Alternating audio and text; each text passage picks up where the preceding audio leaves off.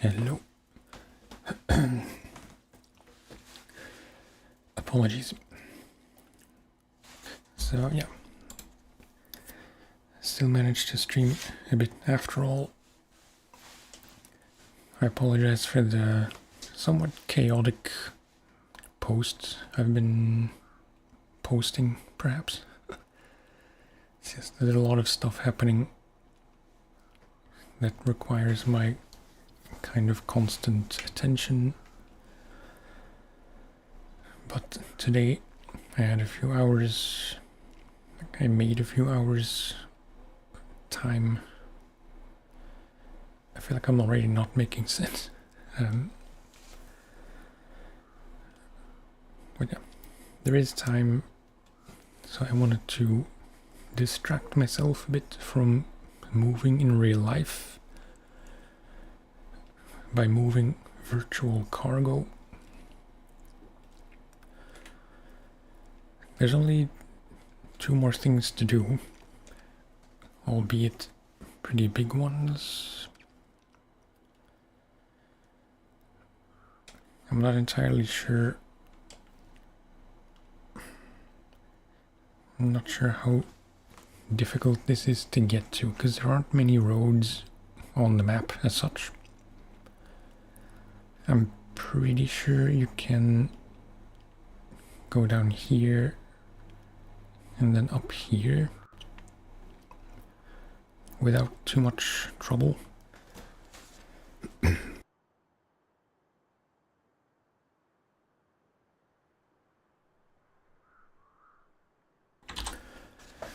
should have had a drink before I started.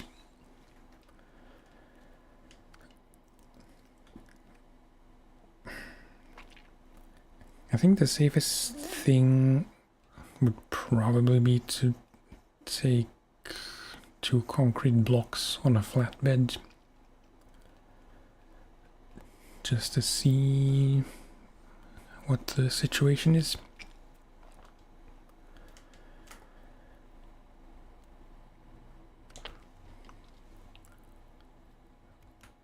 Not really sure which one to use though.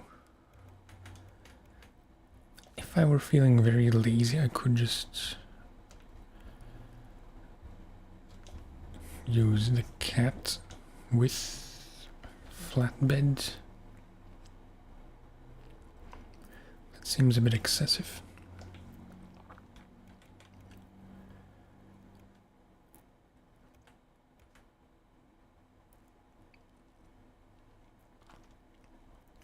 Yeah, let's try the White Western.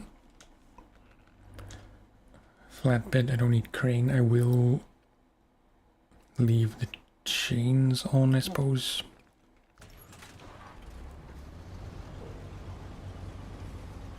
Could really go either way, I think.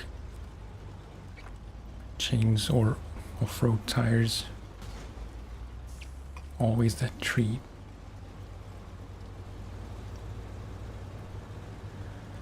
But yeah. I'm not going to talk too much about what's going on in real life. Are these chains? Doesn't feel like chains, but they are.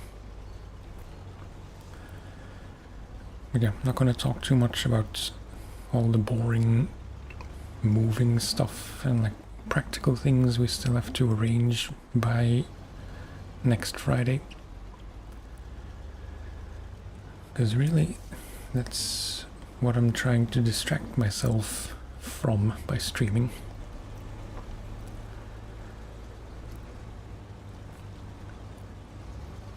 I'll just say the positive things. I mean, the negative is that I had kind of a meltdown / breakdown on Friday, because we had just signed for the apartment. Like, we had the keys, it was officially ours. But then, you know, when we came home, I was a bit, not a bit, I was very much overwhelmed by all the stuff we had been through since we went to look at that place, pretty much, like the whole process of buying it. All the paperwork, all the few but not small troubles we had with the seller. All the stuff we still have to arrange this week.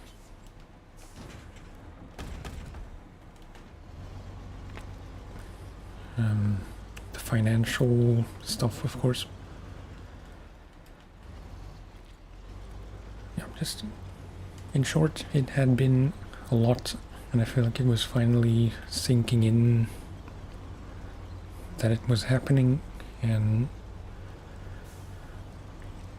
despite all the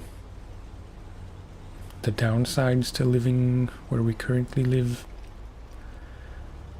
I still enjoyed living here very much. We got married here. I mean, not here, but while living in this house. Yeah, a lot of good times, a lot of bad times.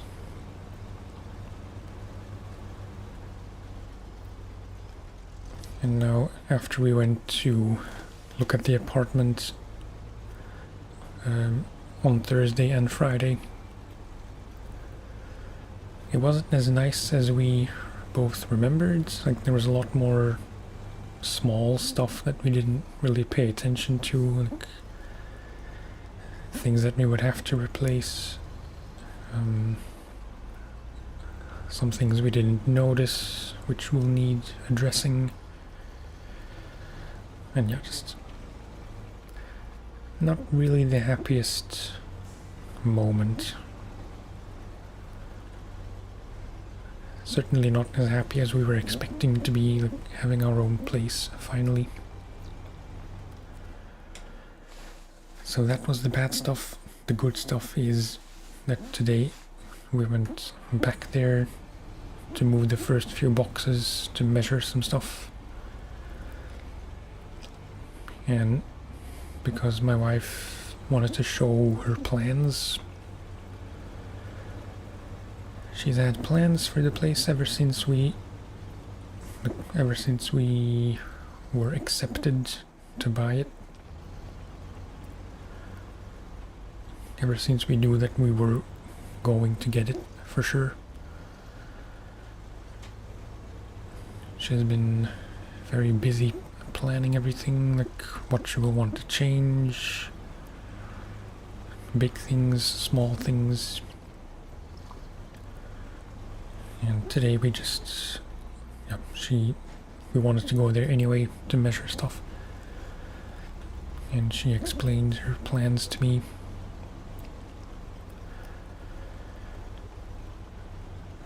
In short, it's not nearly as depressing as it was the last few days. It is a nice place overall. It's just, you know, when we went to visit the first time, and the only time really, was the first time when we went to see the place after seeing the ads, like just the first visit before making an offer. And then it was fully furnished still.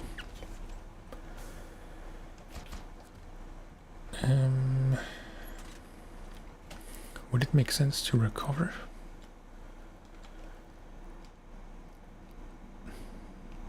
I'd say not really.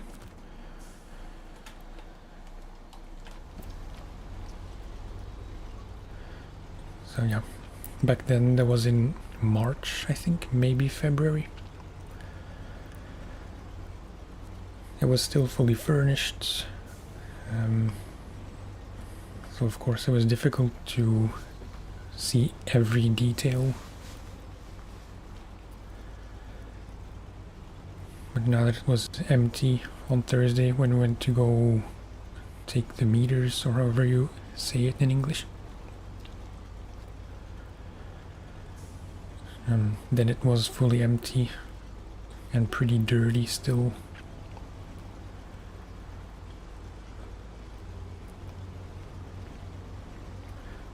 So immediately a much worse impression. Side note, I think I should have no problem taking a semi through here. Of course, large pipes are 4 slots. So either I would have to use a semi or the twin steer.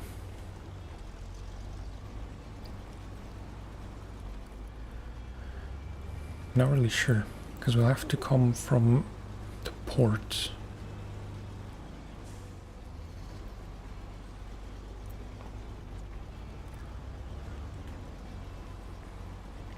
Yeah, we'll decide after we do the concrete blocks.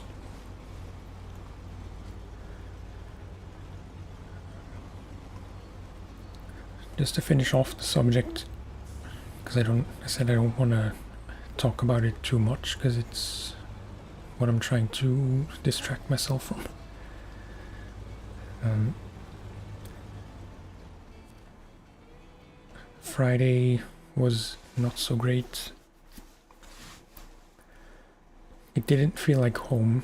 It can't, because we don't live there yet. It's just an empty apartment. And that's how my wife reassured me that she also wanted to just go back home and not be there.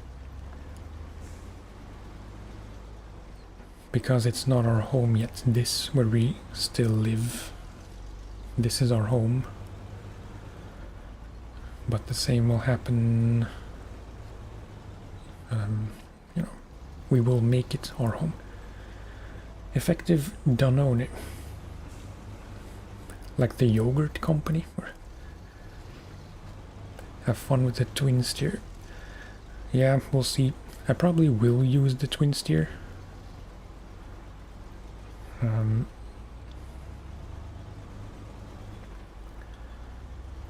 Haven't fully made up my mind yet. I don't think it matters much. I have been trying to use this guy here, the Transtar. I'm trying to use that as much as I can, because I know it won't see a lot of use in future American maps until I have upgrades for it, which I think I can only get in Maine. Apologies for my voice, by the way. I don't know really what's going on. I should just go get a drink. Fortify H4O. Hello, how are you?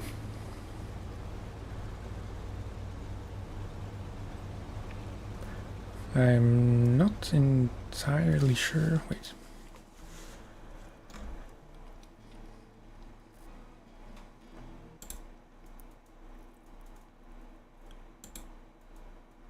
Okay. I forgot to unhide my chat thing on screen.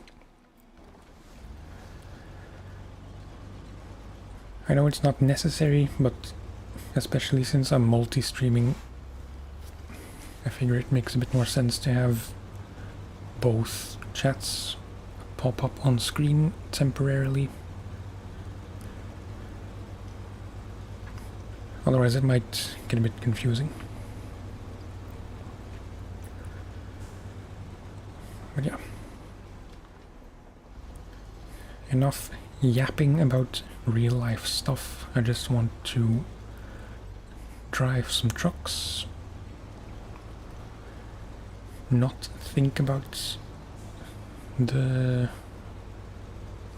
life generally. It sounds more depressing than I mean it to.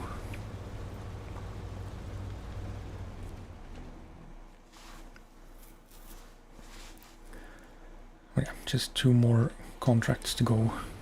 The 2 Cargopocalypse ones.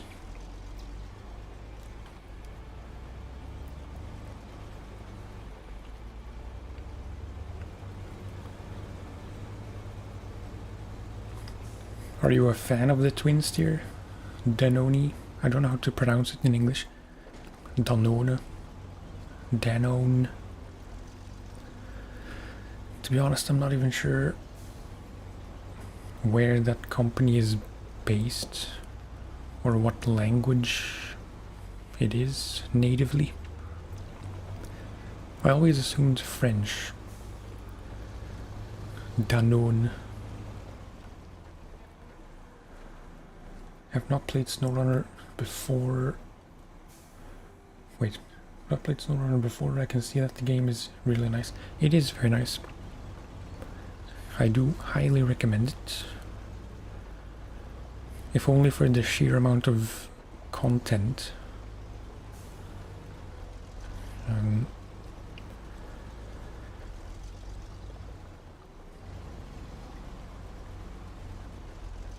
Fun truck in high range. I got it right the first time. I forgot what I said the first time. Danone. I'll stick with Danone until corrected.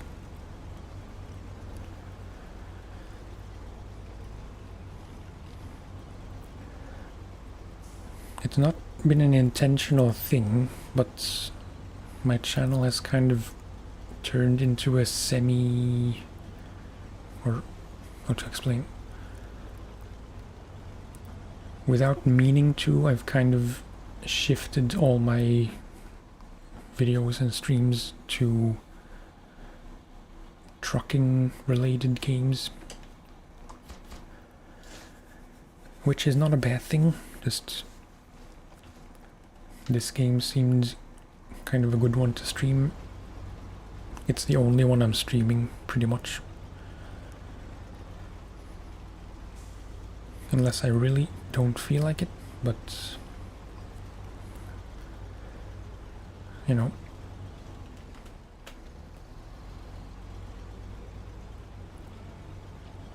My mind is kind of all over the place, so apologies if I sound a bit unhinged. Really wish I had a PC. Can't play SnowRunner on your phone. No, you can't. I assume you can't.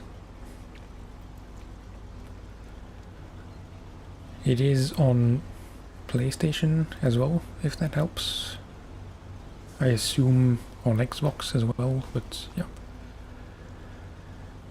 If you don't have any kind of system, that's an issue.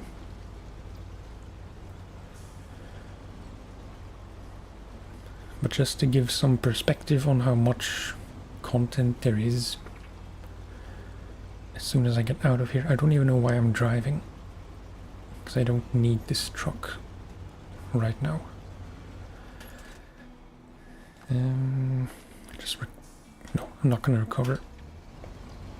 I have a habit to recover trucks whenever I don't need them, when really I should just park them somewhere where I might need them.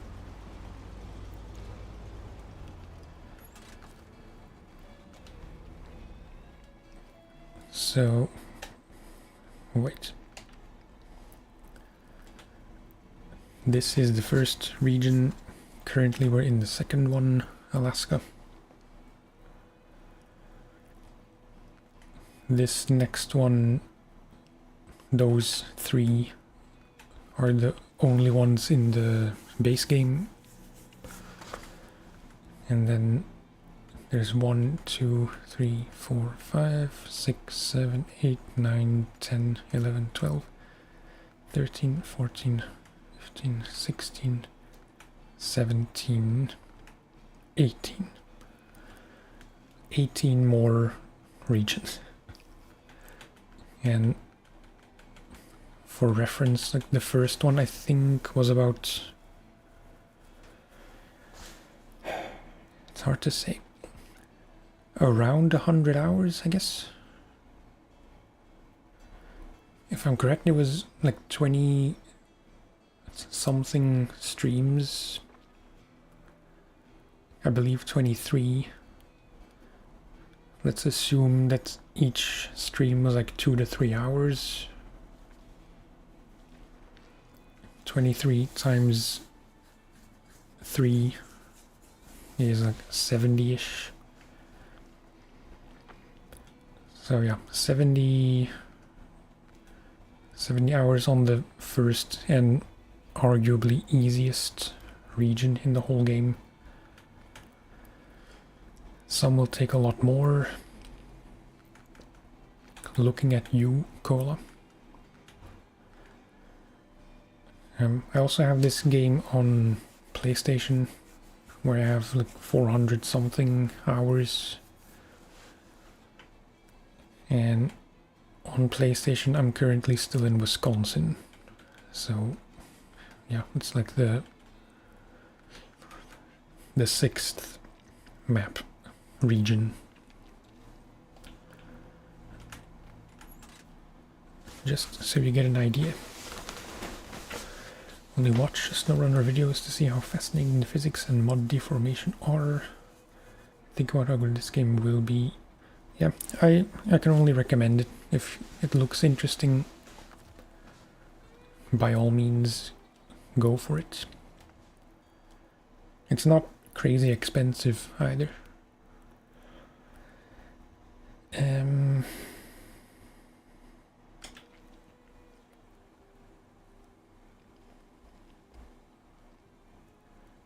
I have to decide what truck to use.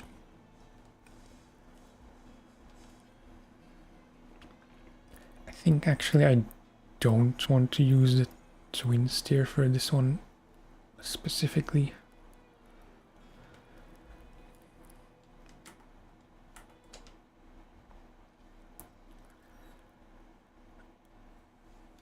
I like this truck. It's kind of underpowered. But I kind of like it because it's a bit underpowered. There are... wait. The reason I'm trying to force this one into the routine, or however you say it, is because there are upgrades for it. Like bigger tires, slightly bigger tires. But I need the raised suspension. Apparently there is raised suspension. I think it's in Maine somewhere, which is way down the line.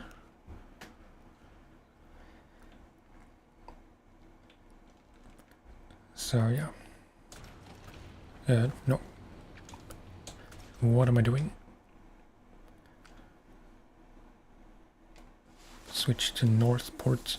I should have checked if I had a semi-trailer somewhere. Because I am playing on 50% sell prices for everything. Trucks, trailers, and add-ons.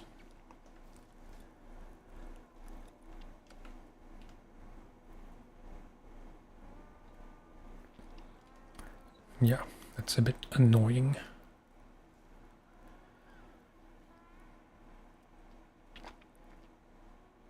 I'll have to come get that trailer.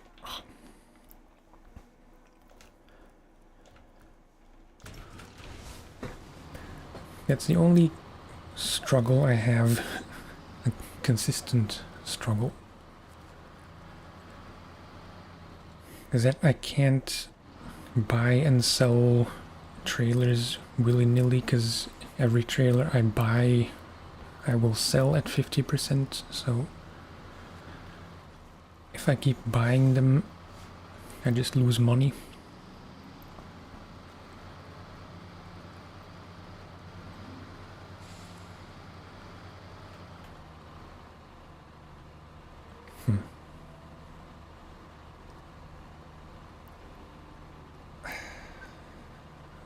Maybe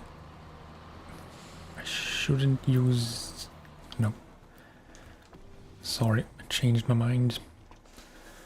Kind of annoying having upgrades locked behind DLC maps for base game trucks. Yeah, that is true. Same goes for the GMC all-wheel drive.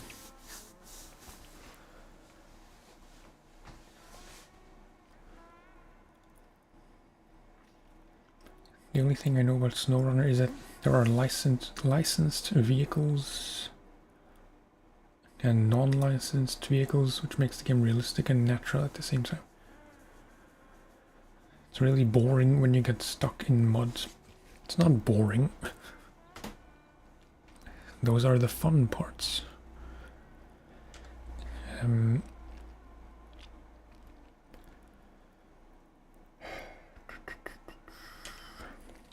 being very inefficient.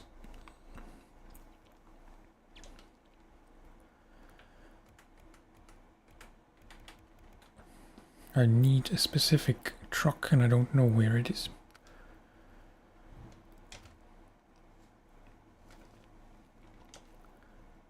This one. Oh, okay. Somewhat conveniently, I have a trailer.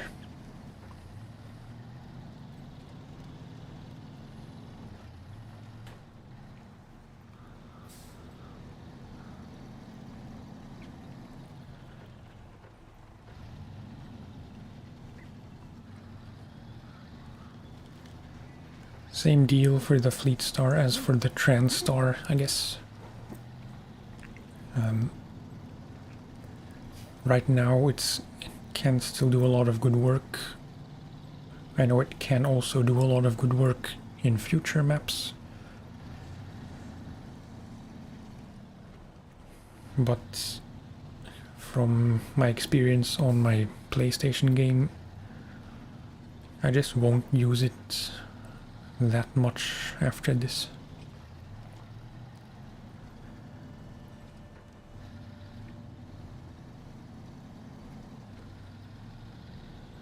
Can look satisfying, getting stuck in mud.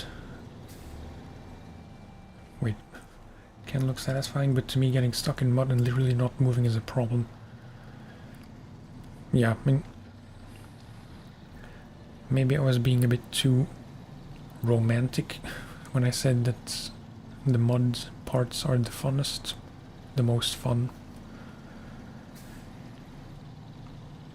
It can be very frustrating, but usually you only have yourself to blame because a lot of it just comes down to what vehicles you take where. I like to think that by now I should know which trucks can and can't go through which routes, if that makes sense.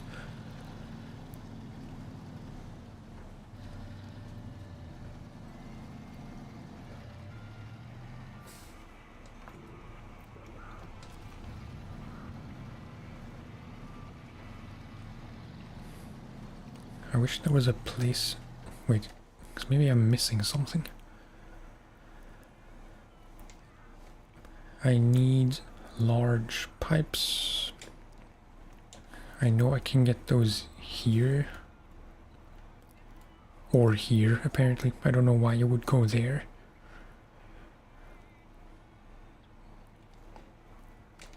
I didn't check if you can get them here. No.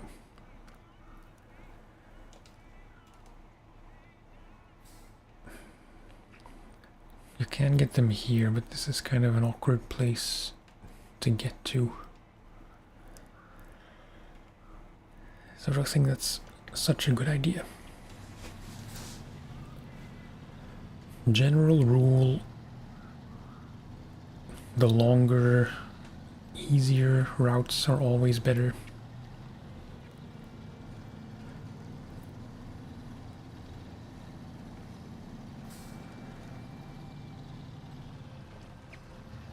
Incidentally, I should really try ModRunner sometime soon. This is the second to last. Yeah, it's this one. After that there's still part 2. Which doesn't sound so bad.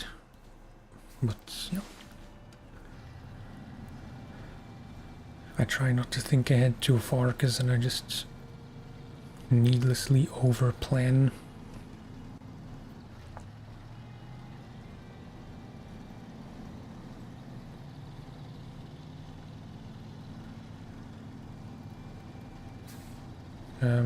What was I talking about? Oh yeah, ModRunner. I had heard of ModRunner after I started playing SnowRunner, I'm pretty sure. But I never tried it. I always read that there was still quite a dedicated fan base. Because according to many people who have played both games, ModRunner still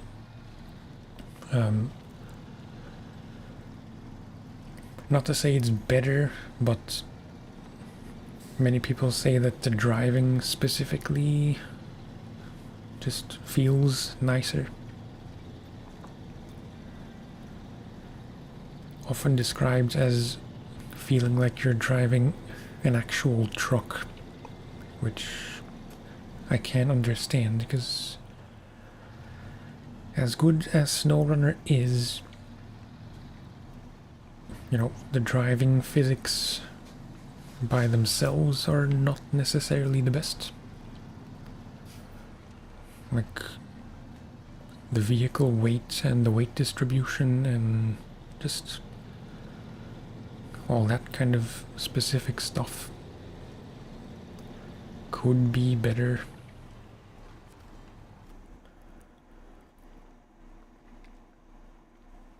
Did not know SnowRunner is an off-road game and a road trip game at the same time. So you do contracts while driving through mud and bumpy roads.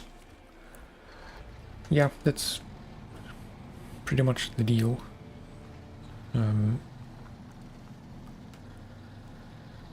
It varies, really. Like, there are plenty of bigger contracts where you have to drive across multiple maps from pickup to delivery.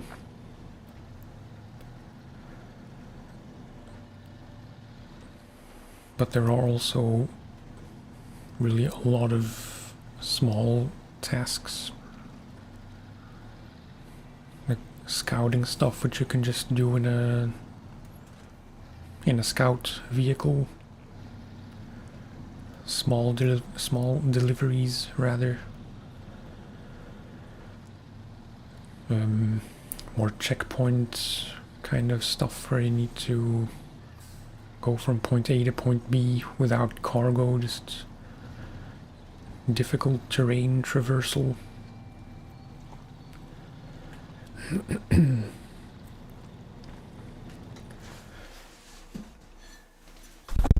Oops.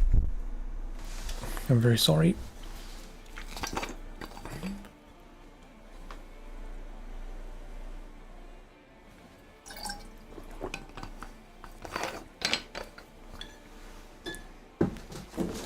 I was just trying to see how much water was left in my bottle.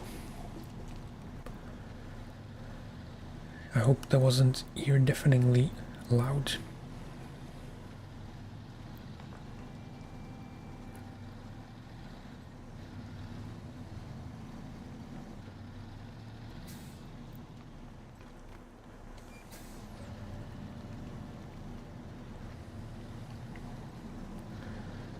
It's time to sleep. See you tomorrow. Might not be tomorrow, but yeah. Have a good one. Thanks for hanging for a bit. I don't stream every day. Certainly, like, as much as I wish I could, it's not really practically possible, especially not for the next few weeks. So we're slowly approaching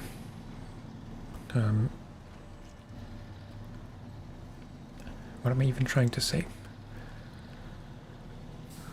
We're prepping to move next week and in the course of the next month.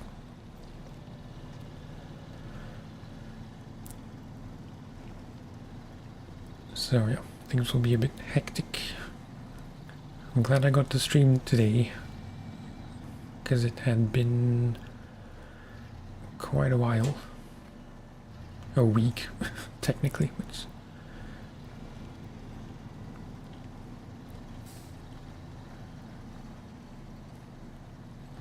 typically most weekends, including Fridays, like Friday, Saturday, Sunday, I used to be able to stream at least 2, maybe 3, sometimes 4 times across those 3 days.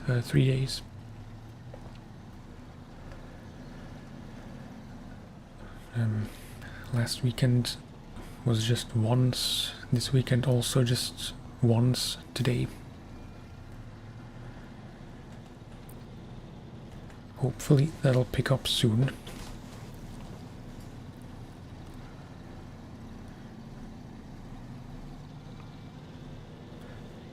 Because yeah, it's gonna be... do I play co-op? Not really. In short, no, I guess. A few people have offered. I'm not really comfortable playing with people, like playing with viewers without knowing them for a while. But generally I've never even tried co-op, so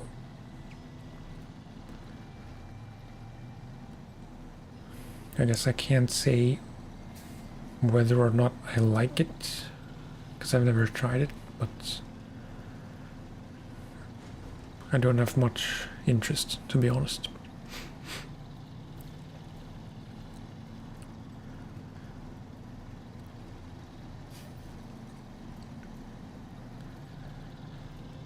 I always feel a bit guilty refusing proposals to play co-op, because I know it can be fun. It's just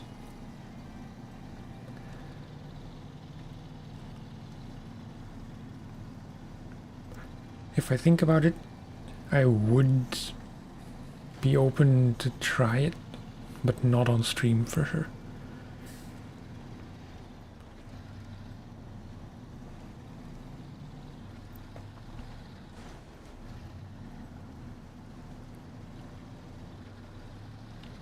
Do you play a lot of co-op, or did I unintentionally shut you down? That was not my intention, just for the records.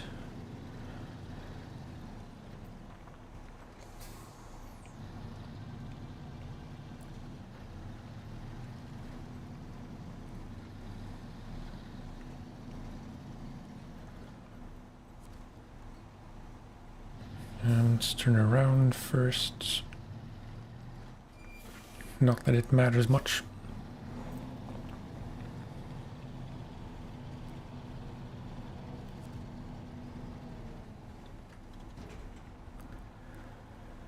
Yeah, one large pipe.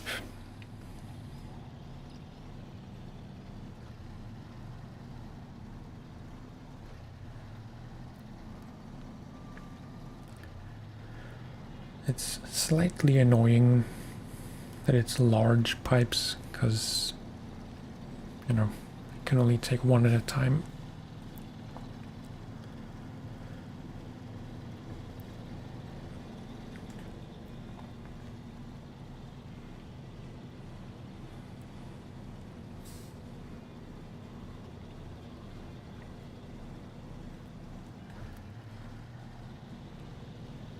I was thinking how you could take more than one.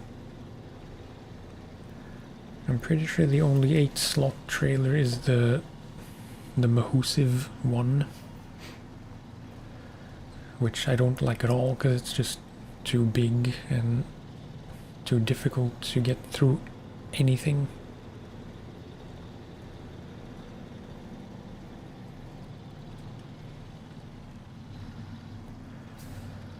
I like co-op because you like helping. Oops. Getting fun when you messed up. Yeah. I really can see how this can be a really fun game co-op. It's just, for one, I don't have many, if any, people to play it with. That sounds sad, but it's the truth.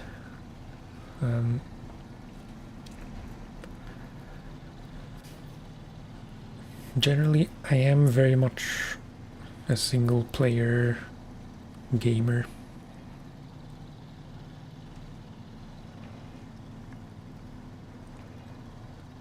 Maybe I'm too hesitant. Like, I'm not a really social person in any situation. And yeah, I think it might also be just general shyness and insecurity and stuff like that, where it makes me a bit nervous to play with people I don't know.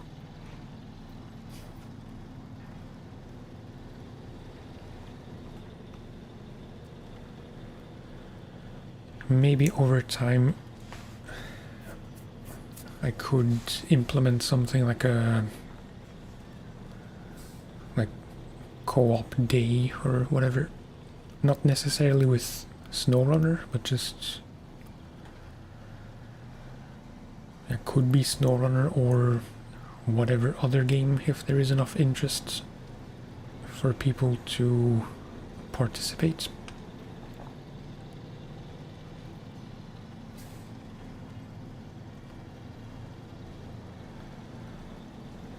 And take one more cargo if you're just winching it. Yeah, true.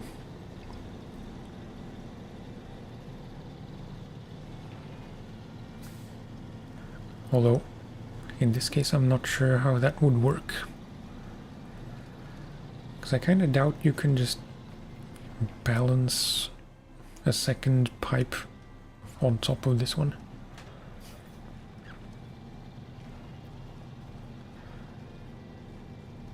Come on.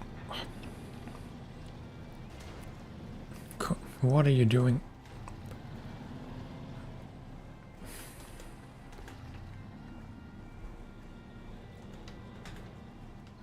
Something's not right.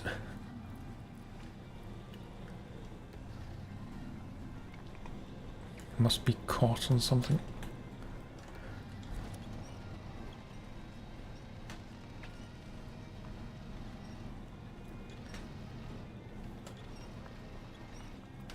What the hell is happening?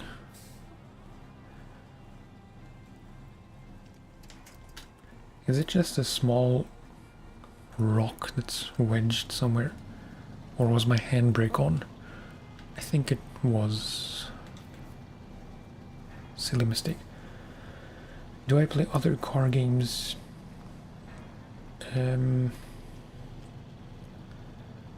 I do. I'm struggling to think which ones. Because everything related to YouTube and the channel and, to Twitch as well. Anything related to the channels, I should say, is being sidetracked a bit because of all the stuff we have to arrange for the move.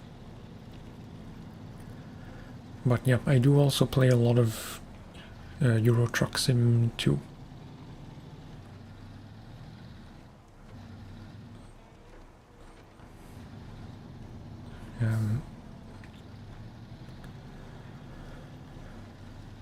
surely there must be other ones.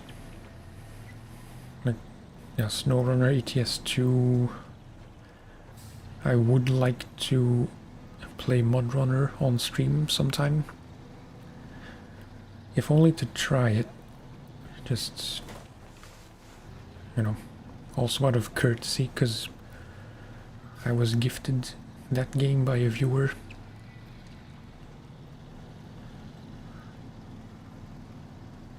So I feel like I should play it at least once, and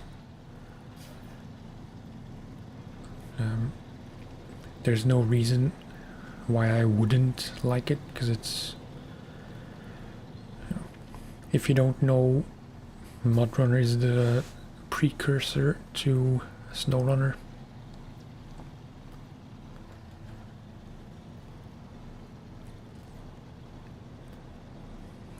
Supposedly it still holds up very well.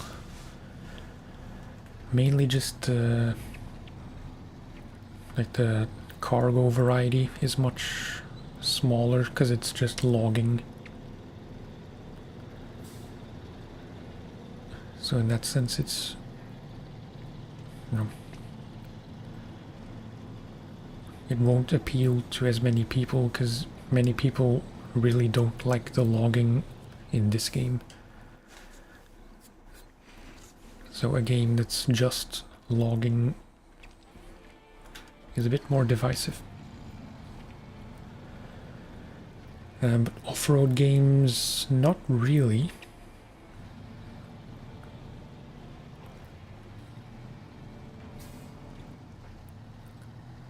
I do have, wait, some, I know there are games, I just can't think of the titles.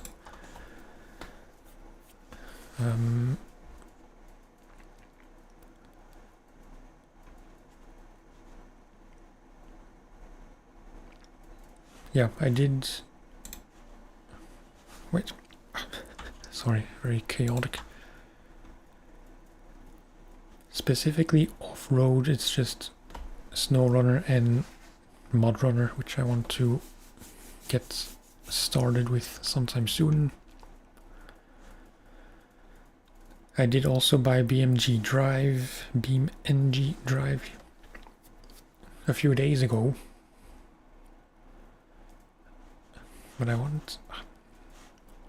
know there's one that's coming this year.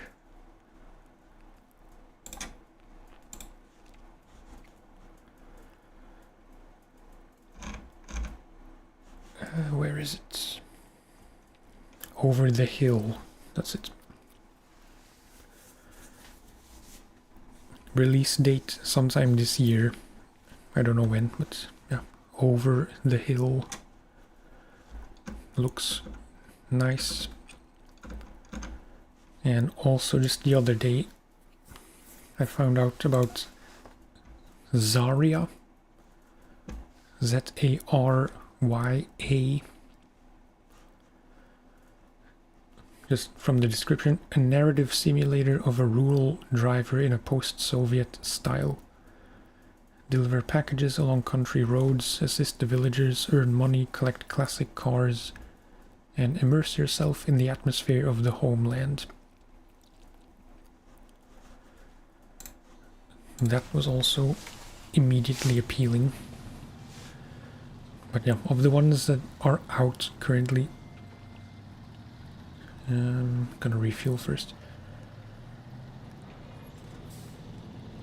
It's really just SnowRunner, MudRunner soon. And I bought BeamNG Drive a few days ago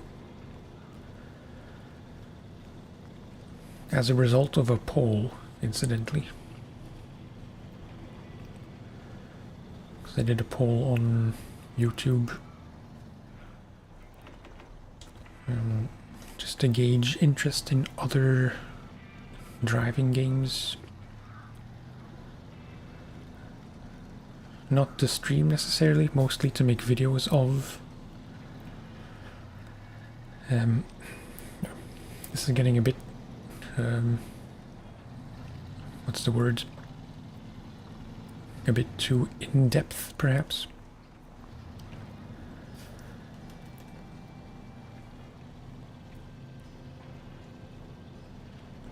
But I was looking for other trucking slash driving slash off-roading games, specifically for videos, because I did consider also making videos of SnowRunner, not just streams. But then it would get a bit confusing, because this is very much me overthinking everything. Just so you know. But if I would make videos of SnowRunner, that would break the continuity of the streams, which I don't necessarily like. I like that SnowRunner is exclusively reserved for streams. And for me, it would just be a bit too confusing.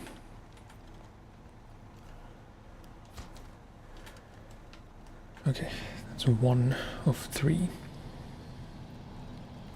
Sorry, I missed a few messages. Mudrunner makes SnowRunner feel like a race game. Oh, really?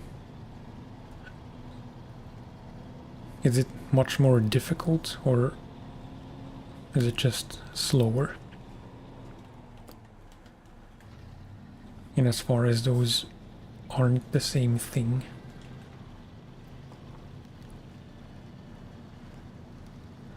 SnowRunner seems to be one of the games you like.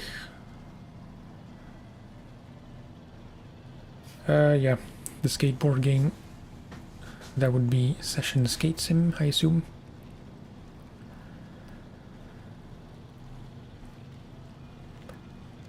Yeah, well, for the sake of some channel lore, back in the day, like in the first year of my YouTube channel, which was in 2016-ish. Not ish, it was in 2016. I made a bunch of videos of the old skate games, Skate 2 and 3. Can I make this turn? And yeah, those videos did pretty well for my standards.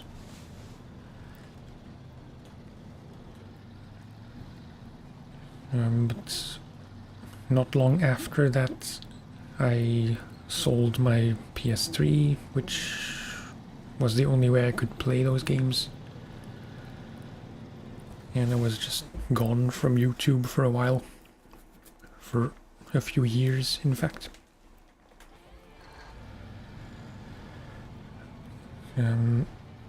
Then I really got into Session. And then not long after that, I just, you know, revived the channel, I suppose. So yeah, the Session videos were kind of an attempt to... I'm so bad at talking.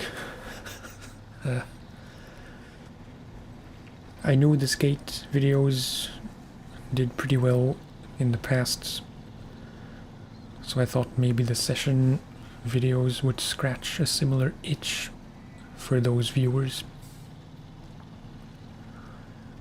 And to an extent, I think they have.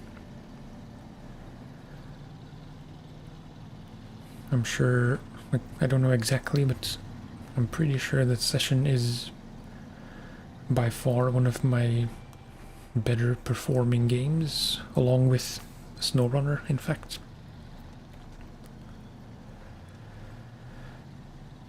This is sounding very business-like. I apologize. But yeah.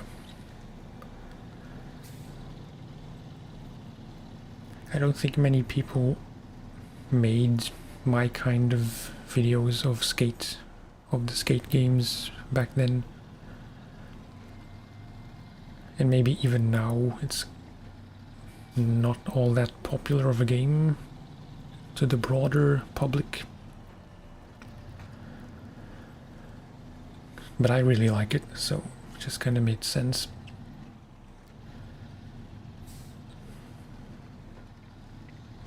Was there a question at all that I'm not answering? I don't think so.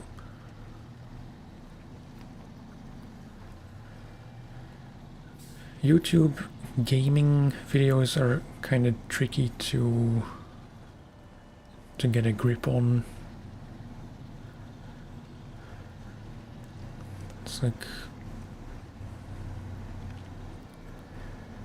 it's very difficult to do anything with gaming and get something going.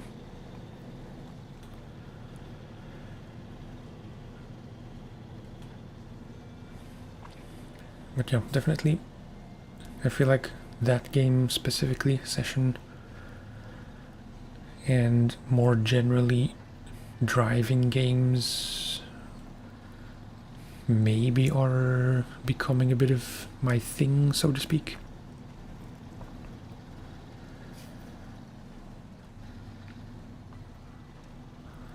But the thing is, I just like too many different games. And I constantly wonder if I should box myself in more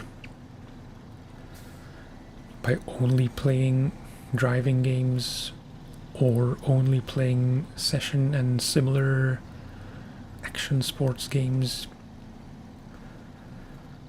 or whatever other games I like, which really can be anything. I seem to have kind of a thing for job sims.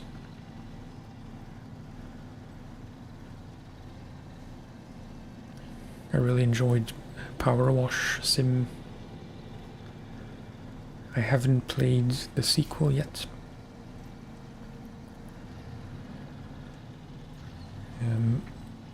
Most recently, I've really gotten into Planet Zoo.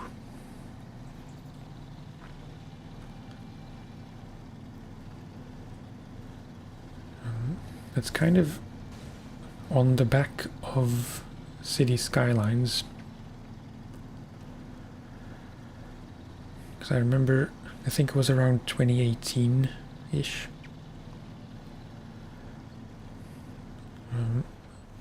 Somehow I got,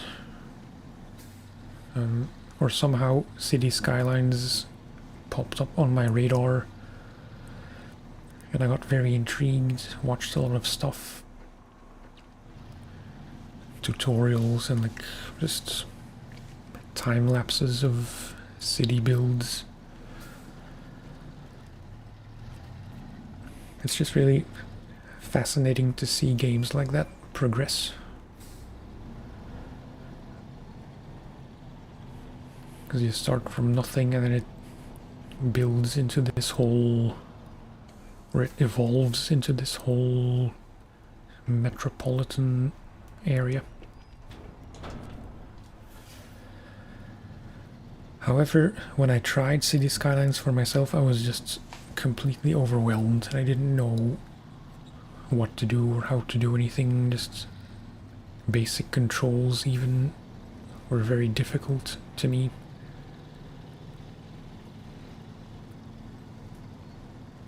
And it was just one of those games, I thought at the time,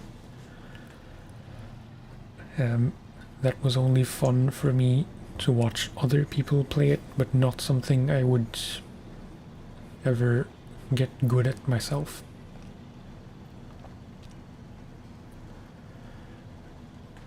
But yeah, recently I'd gotten a bit interested again and just maybe I wanted to try it again, see if maybe this time it clicked.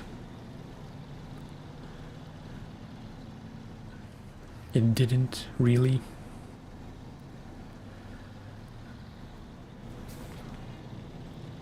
But then I saw that Planet Zoo was on sale for just, I think, €3. And that game had been on my wish list for several years, but I never bought it. At some point I removed it from the list, but then because I was looking for games similar to City Skylines but not quite that, of course Planet Zoo showed up along with a bunch of other ones. But it seemed like the safest one to try because it was so cheap. And yeah, in fact, it has clicked very much and very fast. It's pretty much the only thing I play right now when I'm not streaming or recording. In short, if I'm playing by myself, most times it's Planet Zoo.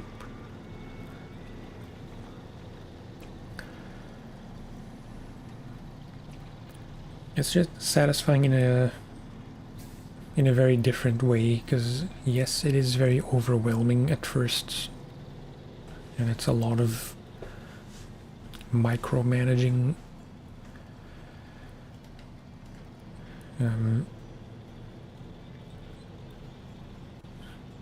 I enjoy the creative aspect to it. I have seen some really quite amazing stuff that other people have built.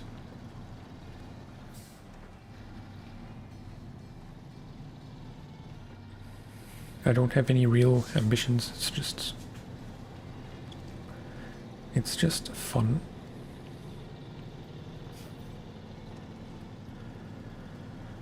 Currently working through the career. There's a bunch of, I don't know how many, I think 10 or so career zoos with specific objectives, like pre-built zoos.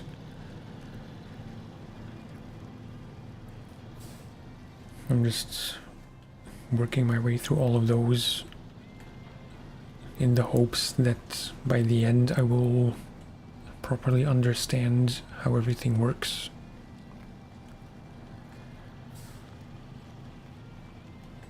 And then maybe I would consider streaming that as well sometimes, or make videos of, not sure yet.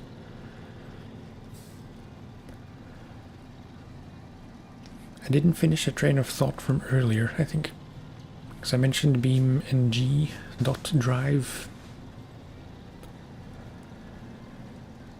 I said I did a poll recently of games that people would want to see other than SnowRunner, and specifically for videos, games including ETS2,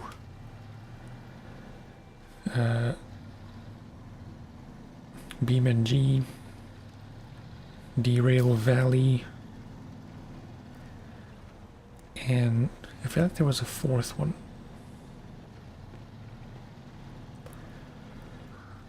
I forget if I included MudRunner or if there was some other game, but yeah, anyway.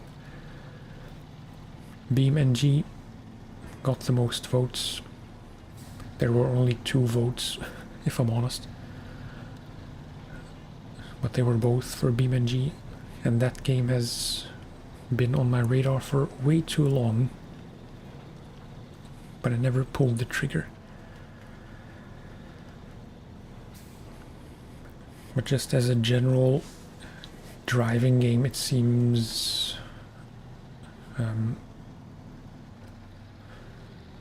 hello, by the way, Stoned and Deep Fried. Good name. Yeah, just as a general driving game, there's so much to do in that game. From what I had seen over the years, like most people seem to play it, most people on YouTube anyway, seem to play it as a crash test sim. I'm just trying to see how far you can take various cars and, you know, push them to the limits until they literally fall apart.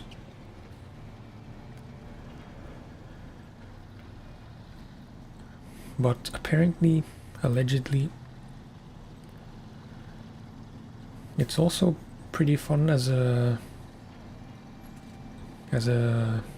trucking game in its own right.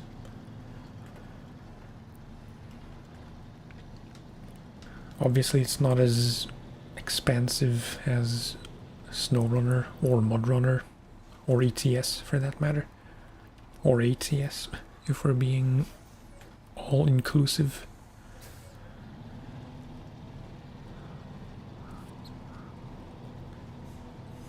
But I heard, or I read several reports that in terms of actual physics, it kind of beats SnowRunner and other trucking games.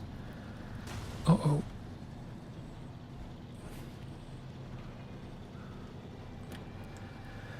Let's pretend you didn't see that. I should have just refueled again and turned around at the fuel station.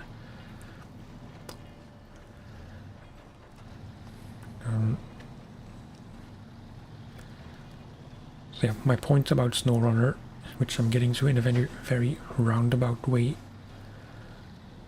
is that seems maybe like a better game for videos rather than streams, which is what I was looking for anyway. Because it's all just different scenarios and not really any overarching progression. I don't know. I tried it for a bit. It was pretty fun. So I do want to make at least a few videos of it. I apologize.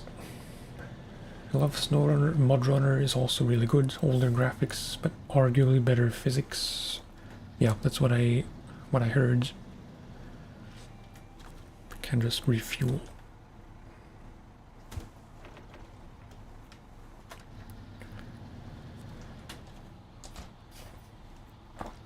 Okay. One more to go.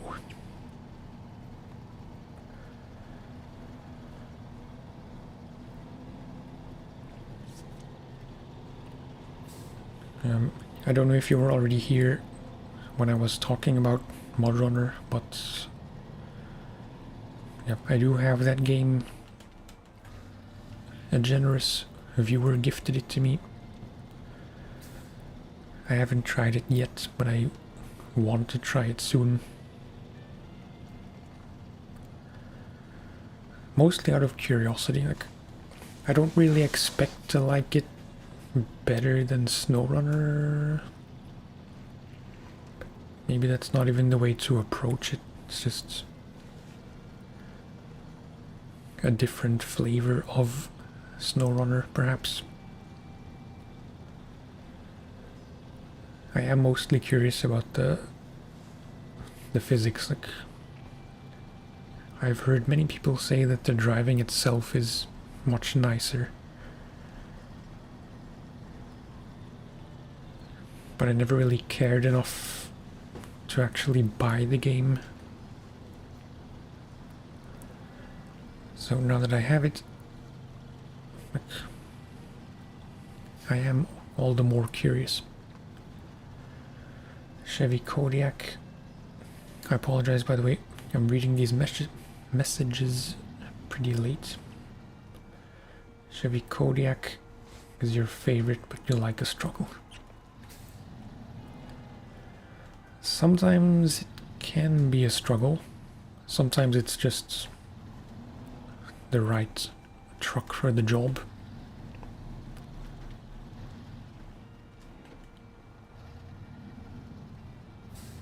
Yeah. barely squeezed past. Different experience, but definitely worth a play. Yeah. That's what I'm expecting. From what I've seen, which is just screenshots. It looks old, clearly, but not bad by any means. SnowRunner does look very nice, though. I think, speaking just for myself, that's kind of a thing I tend to overlook, because a lot of the time I'm not focused on the scenery.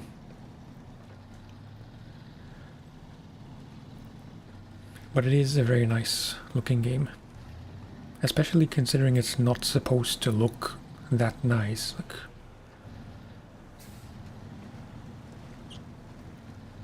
some games are about graphics.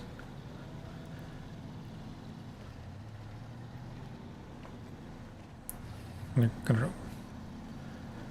Just off the top of my head,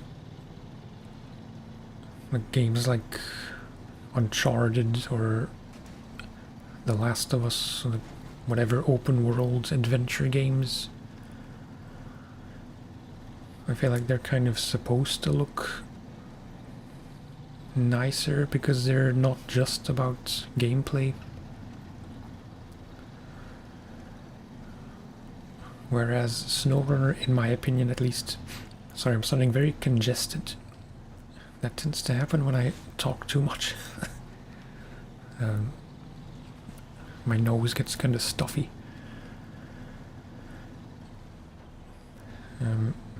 SnowRunner is mostly about the gameplay, I'd say. But the fact that it looks the way it does only adds to it. And this isn't even the nicest looking map, in my opinion. I have only seen the ones up to Wisconsin. I do think Wisconsin is very pretty.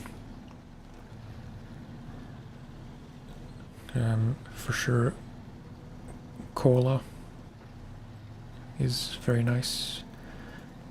Speaking of which, I might have to change the day-night cycle just a bit. When and if I get to that map, that region. A map is a map within a region. A region is not a map.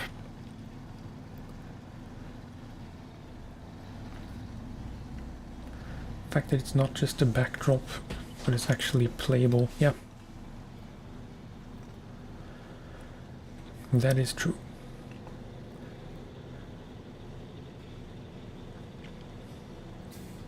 But yeah, in Kola you have the very beautiful northern lights.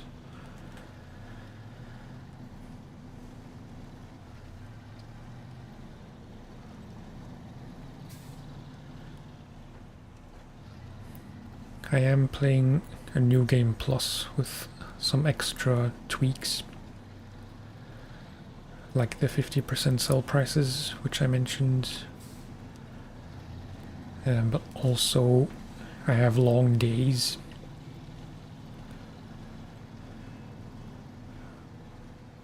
I'm not exactly sure how that works. In fact, I'm not really sure how the day-night cycle works by default.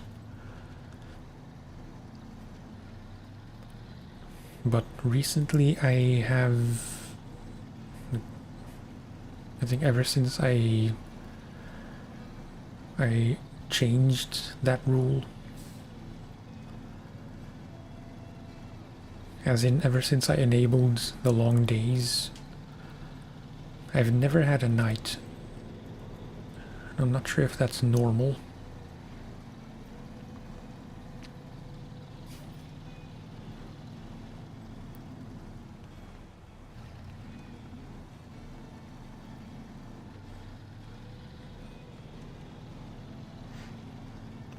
Whoops. being magnetized to the barriers.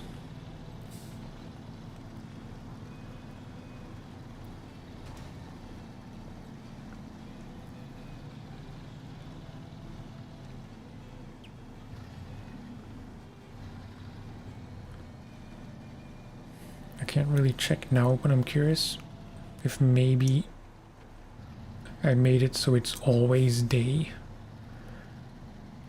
But I don't think I did. I'm sure it's just long days, which doesn't change much about the nights. I don't know how much longer the nights or how much longer the days are.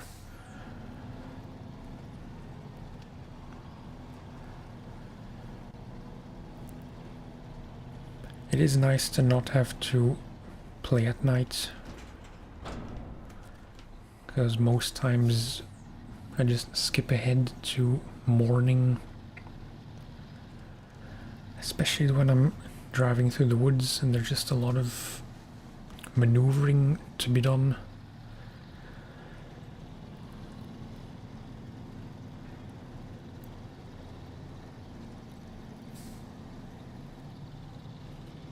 Wait. Let me just check. SnowRunner New Game Plus. Long days.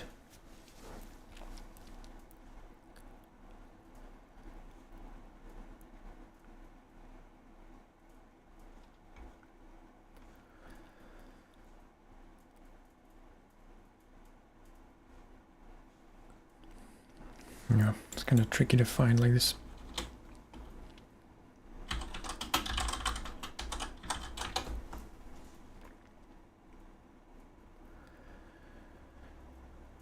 There is a day-only setting, but I'm sure I don't have that. I don't know.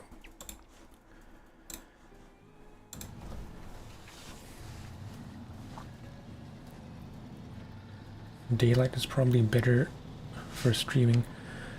Yeah, I guess. I'm not sure it makes that big of a difference. It's just for my own comfort.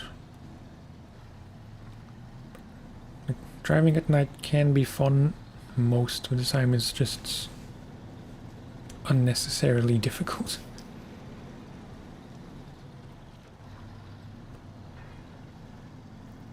Because even with good lights, like, you can see very well in front of you, but you can't really see to the sides or behind you, which is usually the bigger issue.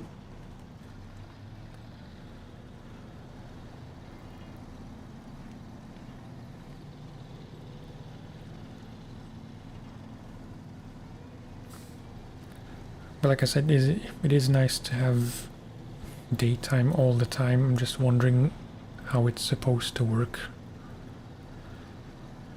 because I haven't seen any nights in a very long time.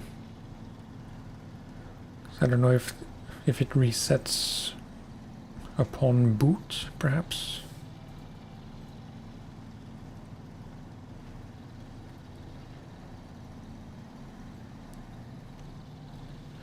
I always assumed it just saved the time of day when you quit the game.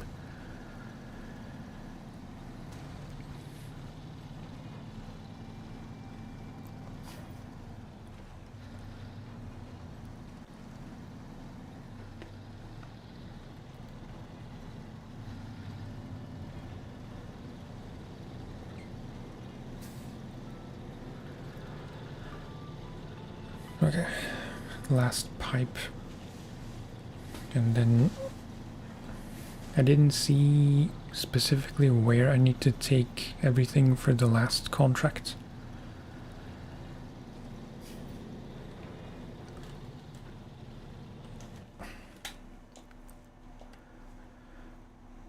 Also the warehouse. The same one, I assume. Or not, wait. Oh no, White Valley warehouse. Oh no.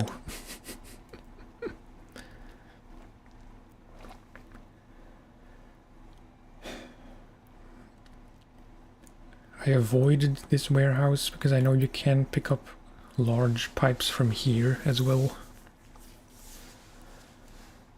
But this is kind of a not so easy place to get to.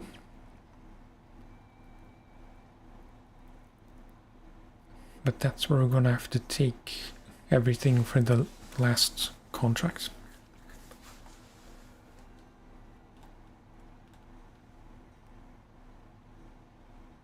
Yeah. That'll take some planning.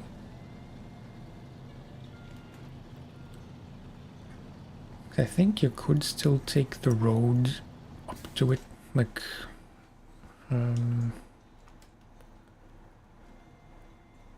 the shortest routes. I'm not even gonna try. The shortest I would consider is through here and then through here. The safest would probably be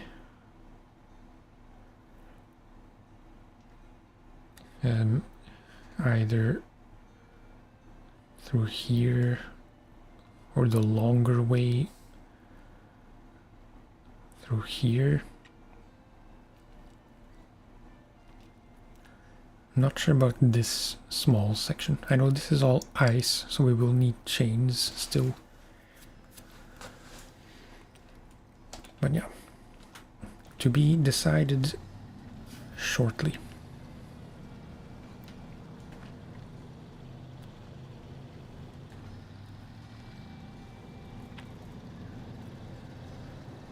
There was concrete slabs and bricks.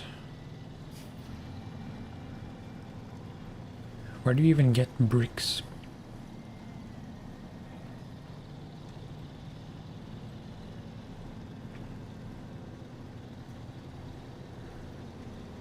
I'm assuming there's at least one place here in Northport.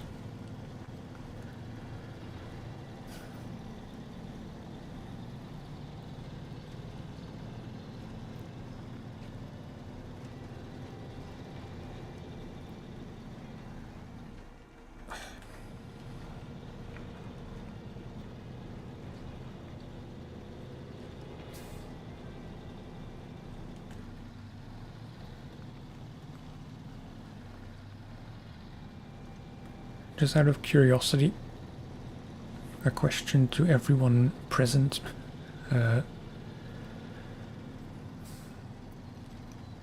Are you very much committed to SnowRunner specifically when you watch streams? Or do you watch, like, is it not game dependent but just streamer dependent, what and whom you watch? Because it is something I think about, arguably too much. Because I have the impression that SnowRunner is... oh no. I broke something.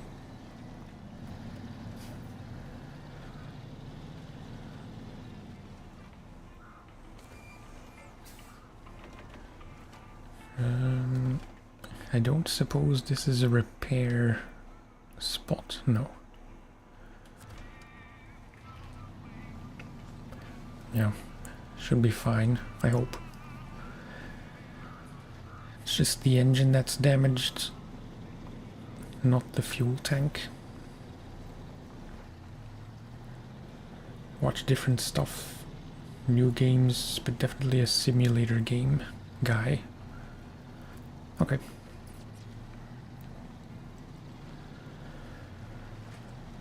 Because yeah, like I said, I think way too much about what to stream and when.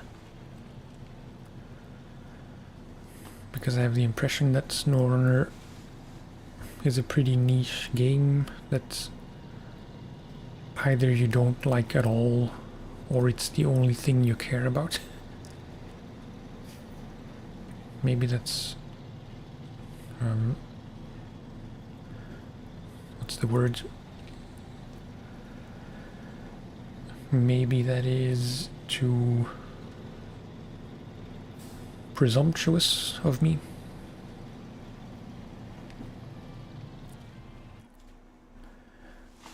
I apologize for my English sometimes. I am confident in my ability with English, but it is not my native language, so sometimes I just don't know how to say certain things. Like roadcraft, it's a lot of content. I have been, or I am continually, is that the word? Continually on and off the fence on roadcraft.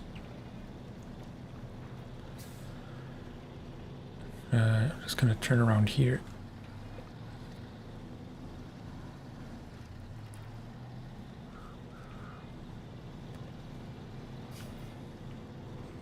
Just earlier this week I was back to considering roadcraft. It's possible that was... oh no, I remember. The 4 games I did, or the 4 games I mentioned in that poll, they were ETS2, BeamNG, Expeditions, and I think Derail Valley. I forgot about Expeditions. Because I'd say of the 2, being Expeditions and Roadcraft,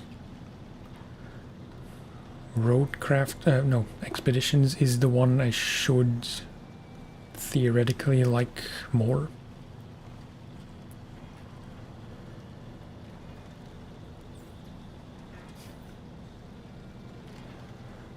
Tried Expeditions, just doesn't have the same rugged feel as SnowRunner. Yeah, I can see how that would be the case. I don't think that would be a turn off for me personally. I do like the scouting in the game, and sometimes, not to say that I miss it, but oh, we're max level. Sweet.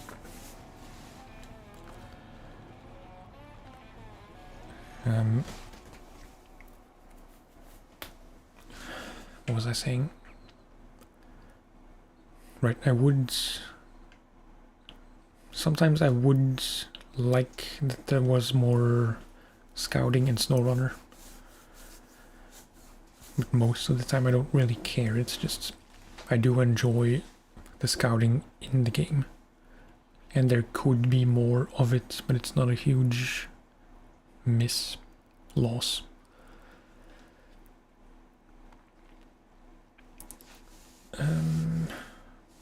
English is great. Oh, thank you. You're too kind.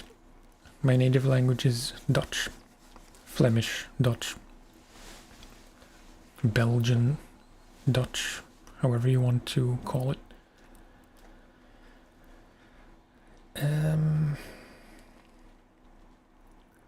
But yeah, I don't think... wait, I'll talk more after I get going.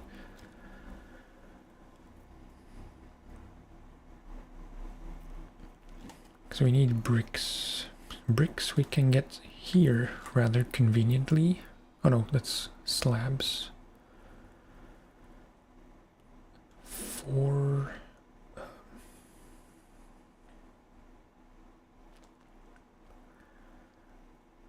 I reckon... Wait, can I get concrete slabs? Here? No.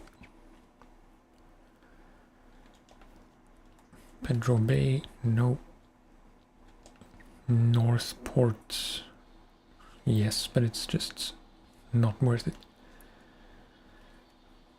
I've never picked up anything here. Like, this place might as well have not been on the map at all.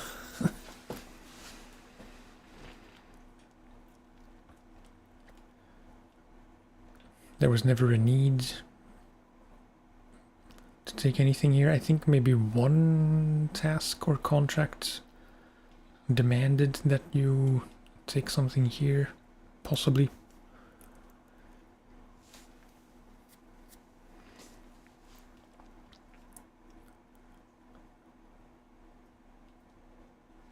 But yeah, most conveniently is definitely here. So, assuming we stick with the Fleet Star, which I definitely could take past the service hub just to fix it up. Sorry, itchy nose.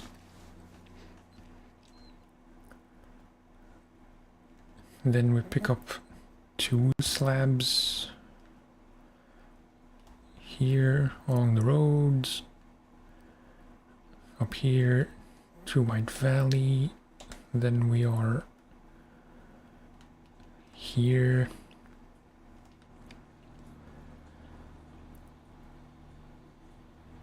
And then I'd say we should go this way.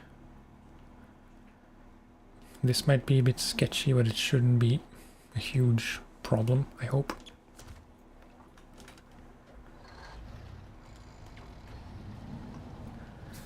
The Jeep Wrangler is your favorite scout. I don't think I have that one. Is it a DLC vehicle?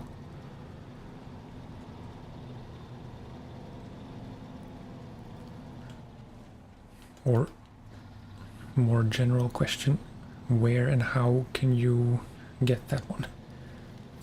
Are those the Jurassic Park Jeeps? I think they are.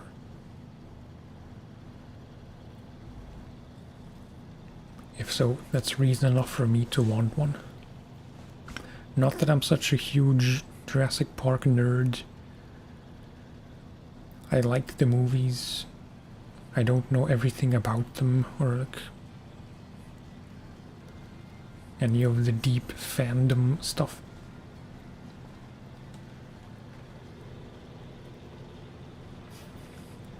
DLC, okay. Standalone DLC, I assume. Just curious. SnowRunner. Is it the Jeep Dual Pack?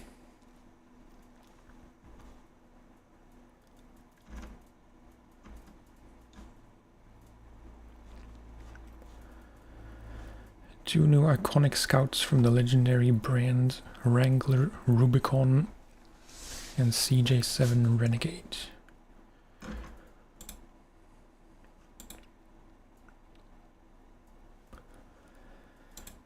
It is a classic.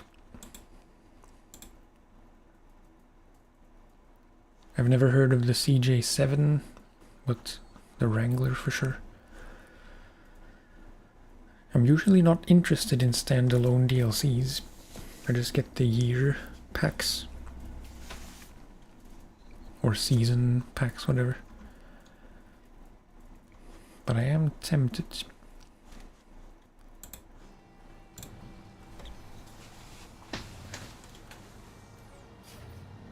Incidentally, there's a Flemish comedian who is very much a Jurassic Park nerd, and he bought a Wrangler just because of that. A black one, though, not a Jurassic Park themed one.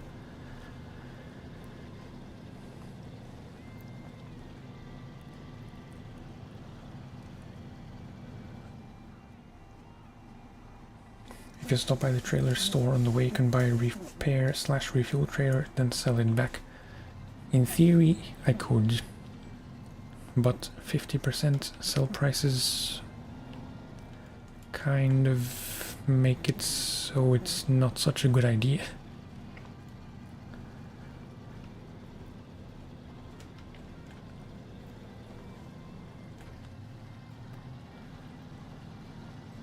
Can't just buy and sell trailers instantly, like buy it for single use and then sell it without consequences. Go to the service hub. Yeah, that was the plan. Just here.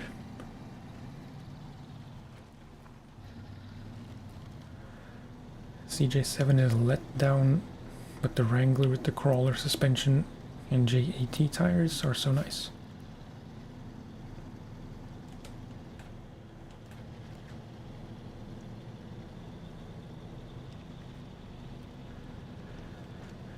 If I'm honest, I've been very boring, maybe, in my choice of vehicles.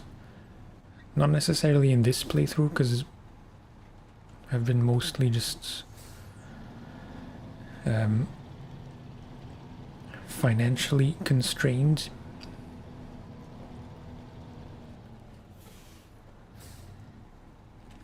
Like, right now I have quite a bit of money, still not that much.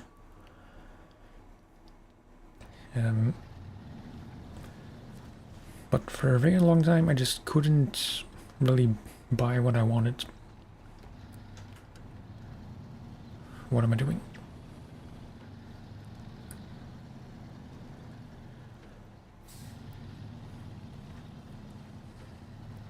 I'd love to have a Jurassic Wrangler. Yeah, I don't know, maybe I misspoke, or maybe I didn't express myself clearly. His Wrangler is not Jurassic themed.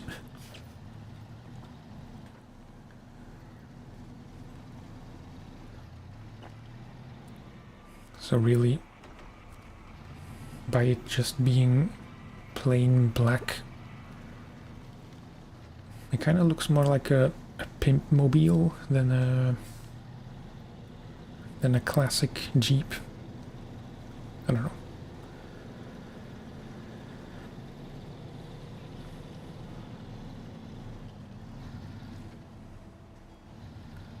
If it had a Jurassic paint job, or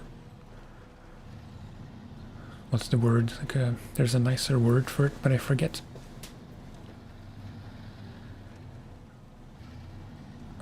I'm trying to remember. It starts with a D, I'm fairly sure. Anyway, doesn't matter. Like, a Jeep can go from a very nerdy vehicle, if it would be Jurassic Park themed, but it can very easily just look like a footballer's car or something.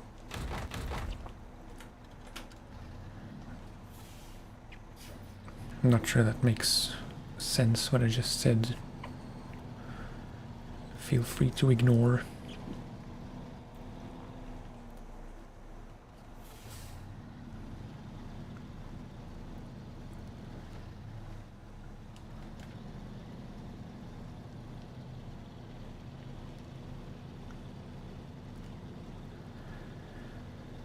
So wait, I do want to have a quick look.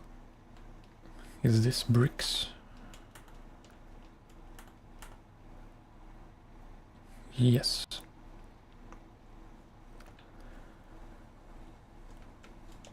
Or alternatively, here where I don't really want to go.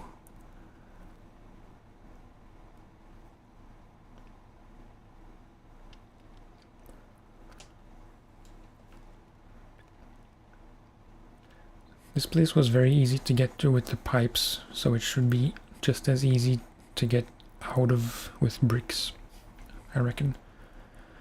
So I'll get the bricks here. But first the slabs.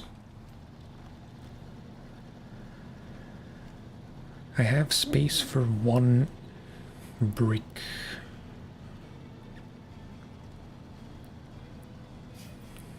But it's not really worth it. Because even if I take 2 times 1 brick along with the slabs, that's still 6 more I'll have to take later, which is still 2 trips in a normal semi like this. I could use the 6 slots trailer, but too much faff. Fleet Star is a workhorse. It is.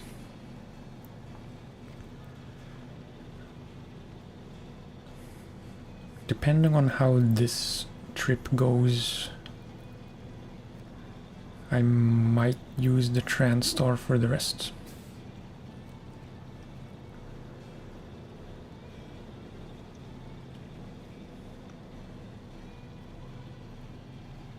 I know the Fleet Star is objectively better than the Transstar, but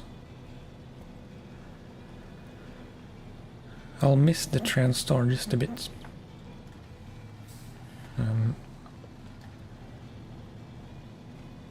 As a rule, I don't use Russian vehicles in US maps and vice versa.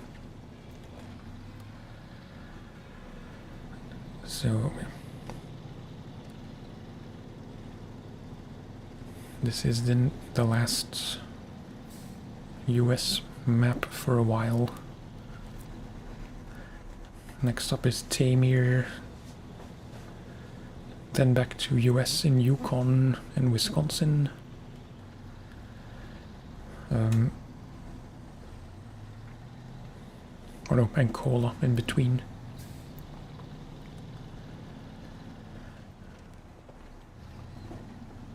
But unless I remember Yukon and Wisconsin very incorrectly, I don't think I'll want to use the Transstar there very much. There is a good chance I'll end up buying the Ford CLT.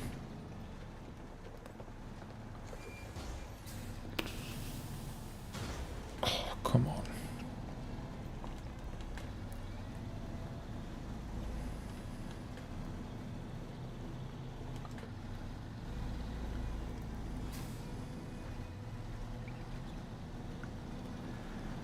Never in both of my playthroughs have I owned or used that Ford CLT. And I don't know if it's because I've been playing so much ETS2 with the... Is it technically called cab over engine trucks? I think it is.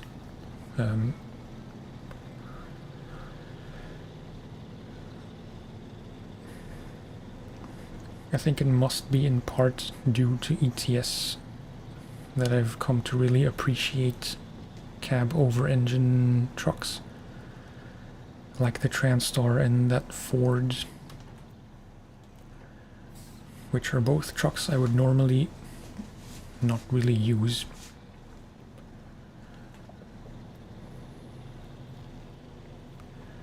But I like how they look. They're much more easy to maneuver.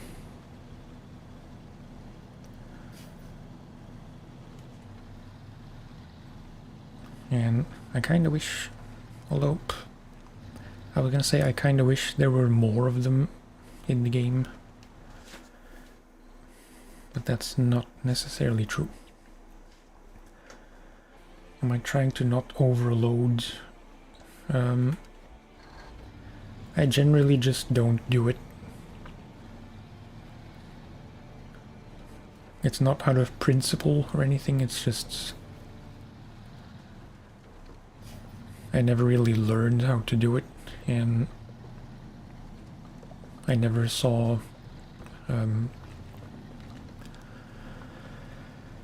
I should think before I talk. I never saw a real need to do it.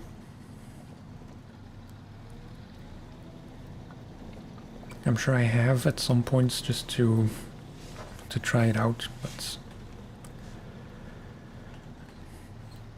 maybe it's a skill issue, but it always ends up being more trouble than it's worth.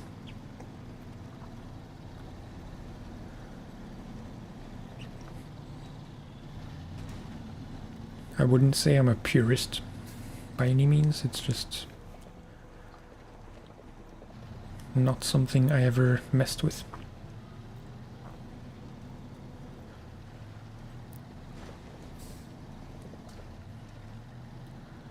A viewer sometime, like, I don't remember when, just many streams ago, a viewer complimented me on my dedication to do all the logging properly and not with the quote-unquote sideboard shuffle.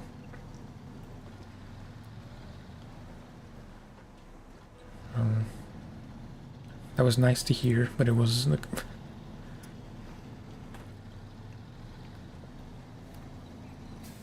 not inappropriate.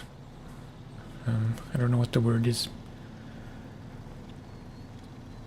Like, it wasn't a conscious thing that I don't do the sideboard shuffle ever. It's just, again, something I never tried. And I suppose in that specific case, I do consider it cheating a bit.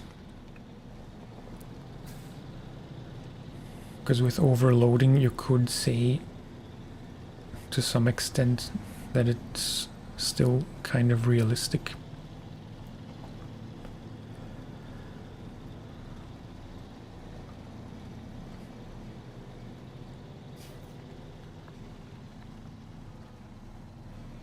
Maybe if I think about it, overloading and sideboard shuffling the logging missions,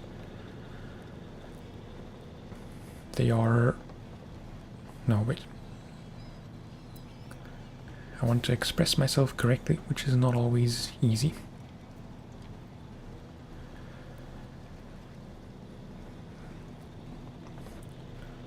Overloading normal cargo adds unnecessary challenge to me.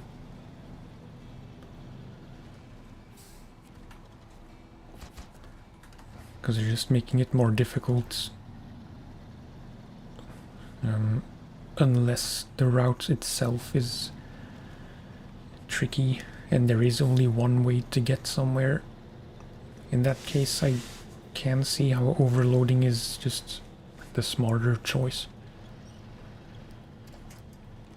Because you only have to do the trip once if it goes well. And that's a big if.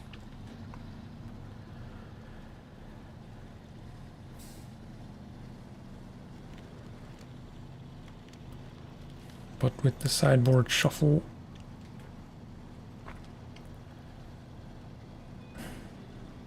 you are making the game easier.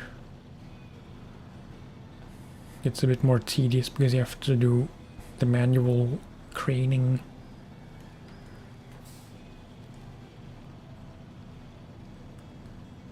And yes, logging can be much more frustrating than just normal missions. So, I don't know. I'm not here to judge anyone for how they want to play the games, just... There aren't many logging missions, usually.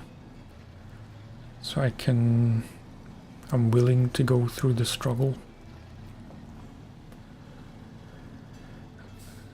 Very often I regret going through the struggle.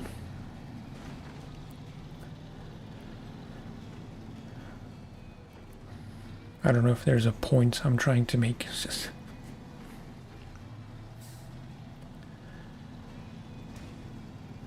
I like to do things how they're supposed to be done.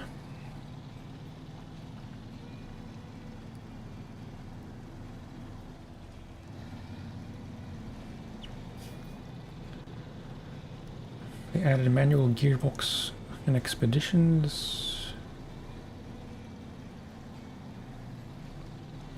How does that work? It's like slap shift up and down gears.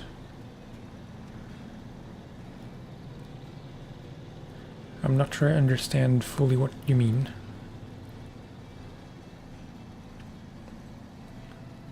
Like manual, you mean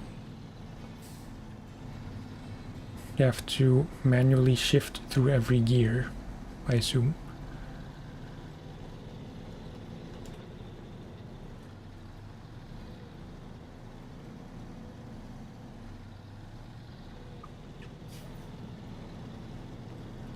It's mostly the last message that I don't fully understand.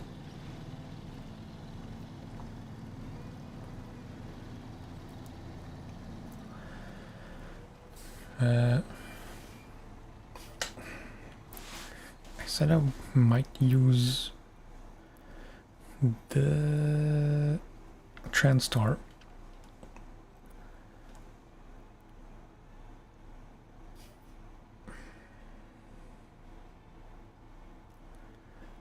I think I will. I just forget where I left it.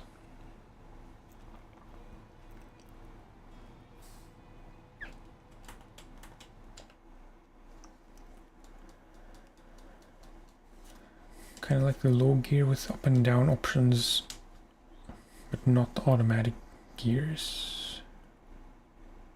Oh, okay.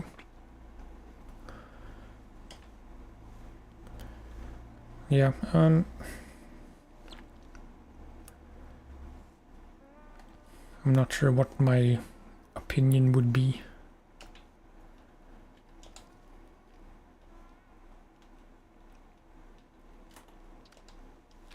I suppose in a game like Expeditions, it makes a bit more sense to have manual gears. Is it the only option, or is it an option?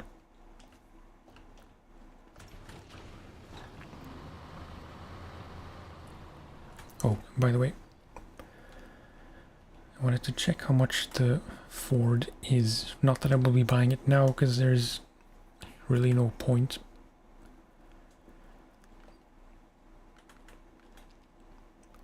But just to see, 41.3. No. Preview. That is a cool truck. Raised. Did it say Lord Power?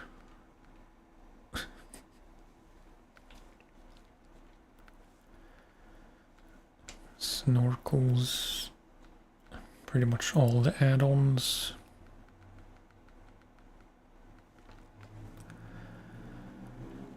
Most importantly, the visuals. Ford mud flaps.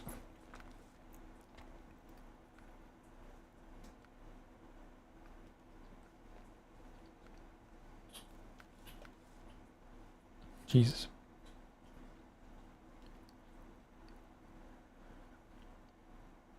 Looks a bit out of place, I'd say.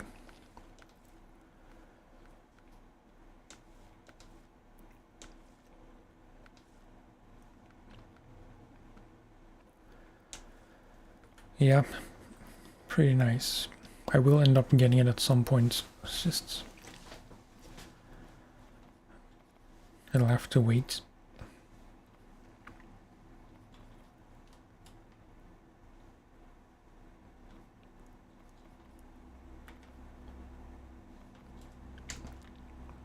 Okay.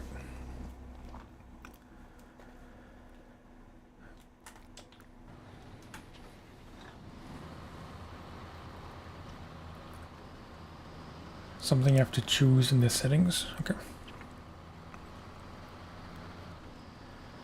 Yeah, I was saying I don't think I finished my train of thought as usual. I can see how it's more appropriate in a game like Expeditions, because, you know, it's just mostly scouting. I don't know, are there any delivery missions? I vaguely know what you have to do in those games. It's like a... or I know what you can do. Vehicle technical wise. With the... like, I know some of the differences with SnowRunner, but that's about it. Like loosening the winch and inflating and deflating your tires, stuff like that. But I don't really know what you have to do generally in the game, if it's just like scout missions in SnowRunner, just reaching various points on the map, or if there is delivery stuff to be done.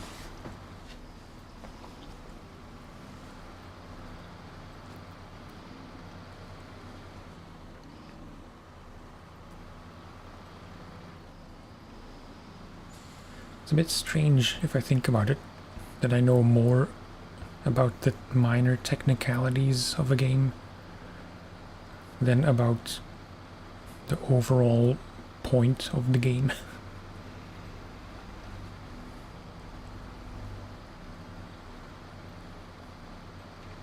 It's like, I mean, this is a very off-the-cuff analogy, but it's like being interested in The Last of Us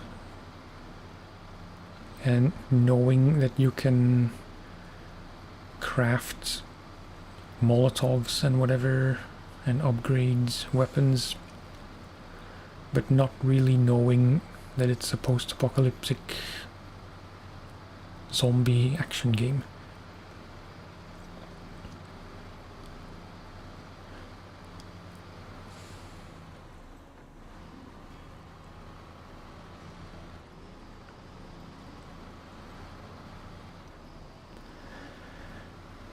Speaking of which, I've been meaning to replay both Last of Us games for many years now.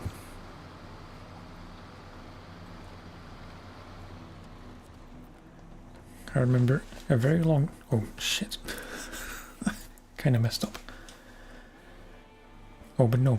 Actually, this is an unintentionally smart play, because I did also have a semi-trailer here. The plan was to get the sideboard trailer from the Fleet Star,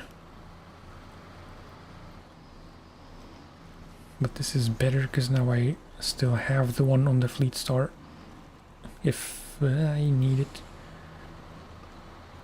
but I can use this one.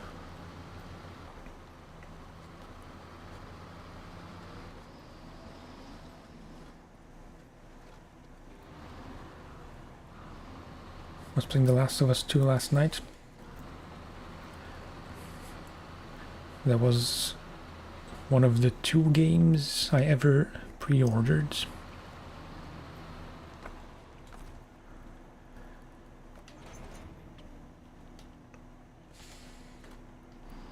I even still have the pleather keychain thingy you got for the pre-order.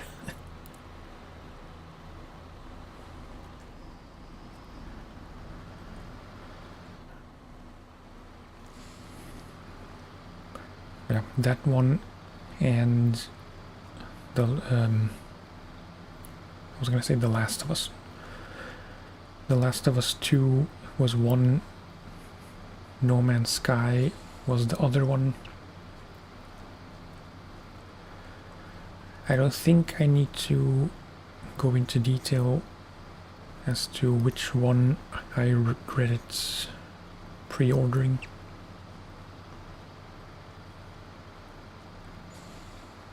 It's a bit unfair. I did enjoy No Man's Sky right away. It's just... I will admit I got a bit caught up in the negative hype.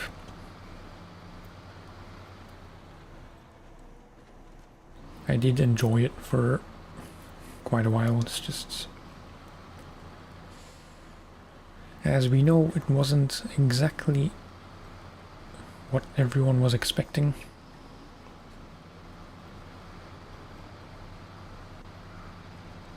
This isn't relevant anymore because at this point it's a very loved game. It's probably the biggest comeback of any developer that I've ever seen.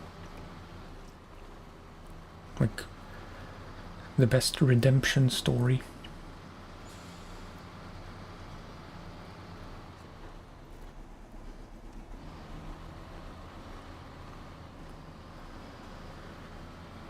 Such a big, beautiful game to have nothing to do in. It's pretty accurate. It's a bit, well... You could say that's a bit unfair. You could also say that's pretty fair, because... in my case, the issue isn't so much that there is nothing to do. It's arguably that there's too much to do.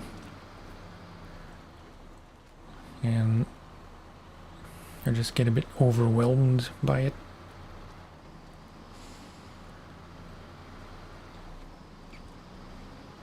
I'll be the first to admit... Wait, is it here? No. I'll be the first to admit I need some hand-holding in most games.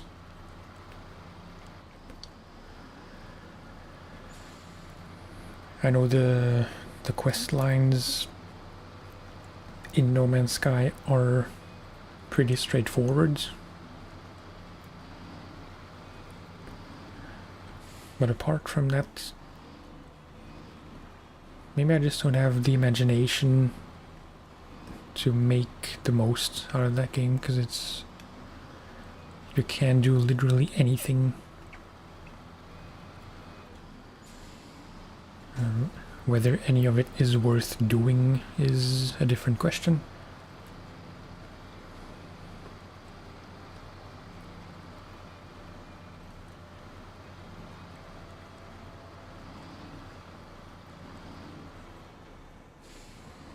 But yeah, that has been also, to a lesser extent, on my to revisit list.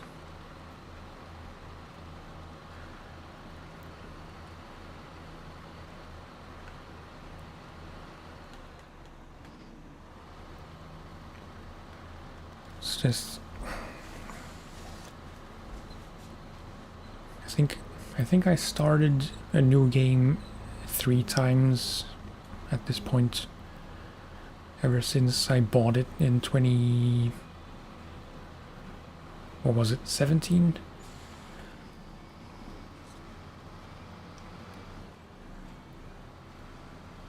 And yeah, it's always the same pattern. Like, it starts out as a very, like, arguably the most expansive game world there is. Game universe.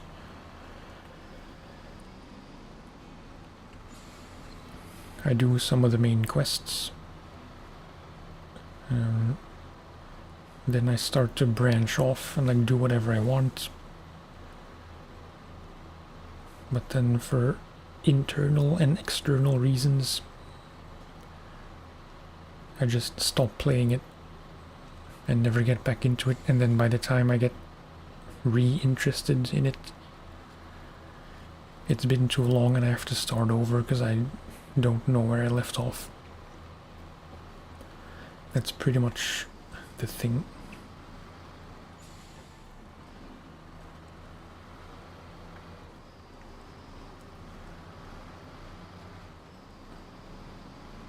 Comedic zombie movies, Shaun of...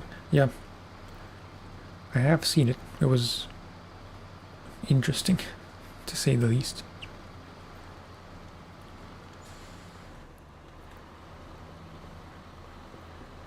I think it helps if you've seen Dawn of the Dead to really understand some of the references. I forget if there are like specific scenes that they recreated comically.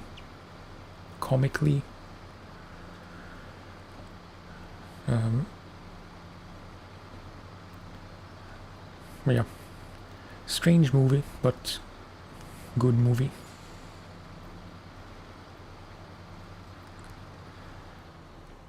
I remember watching it, or no, I remember starting it some years ago and not really liking it and just turning it off. But just, I think sometime this year my wife and I watched it, and it was actually pretty good.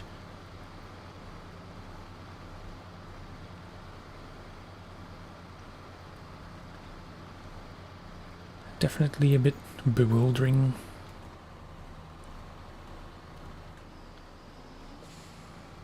And a bit cringe in a way. Not cringe, but I mean not bad cringe, like office cringe.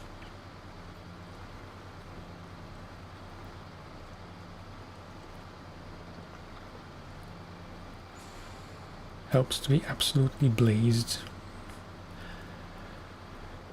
Personally, I don't partake, but I can very much imagine.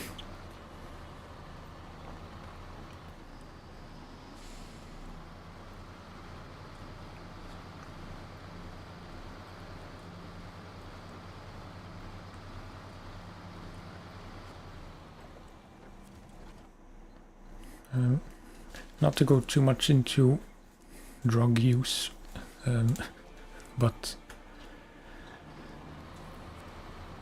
I never did much of anything in my time, mostly because I felt like it didn't really affect me as it affected people around me. I don't know if that's in any way autism related, that it just doesn't work on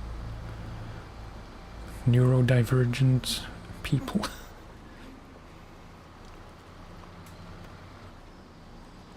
It's just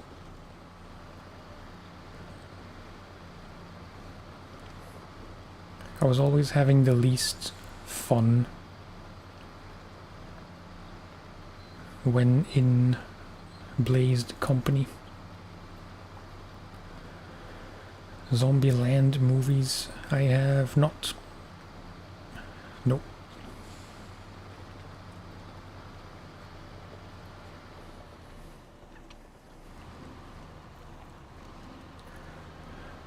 I wasn't really expecting it, but it's starting to look like I might actually finish Michigan, not Michigan.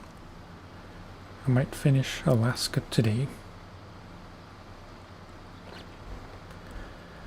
The one thing I will still need to do after the contract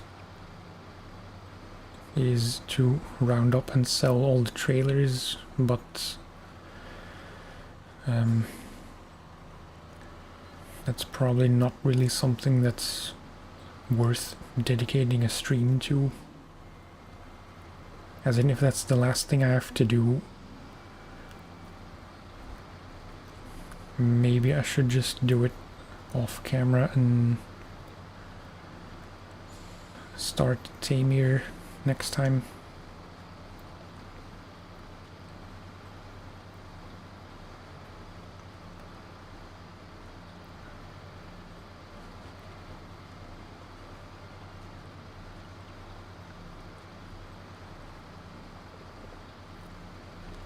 I'll try to remember about those movies.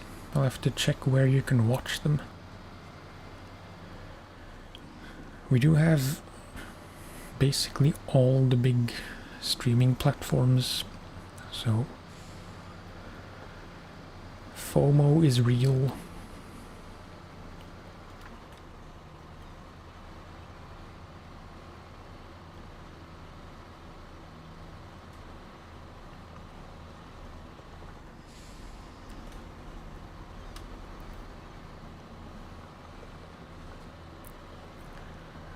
About a quarter through season 18. That's the thing I'm struggling with generally now. I have never played any regions past Wisconsin. There are many more until the most recent season. Like, I'm just... Again, apologies for the kind of business talk, I suppose. But...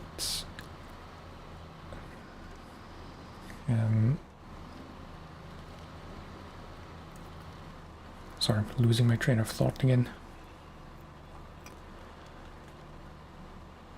I do often wonder if it would be better to play season 18 now. I'd have to buy it first. I only have year 1, I believe. On Steam, anyway.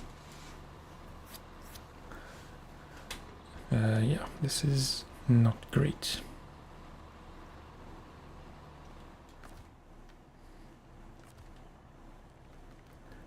I might not be able to winch out of here.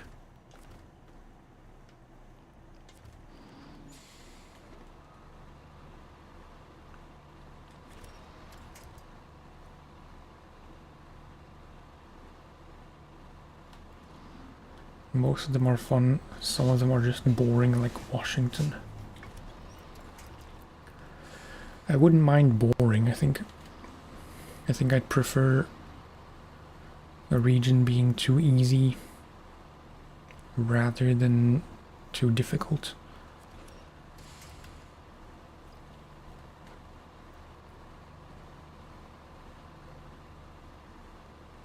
Mostly because there's so much content left that I have never seen. I would prefer breezing through some of the regions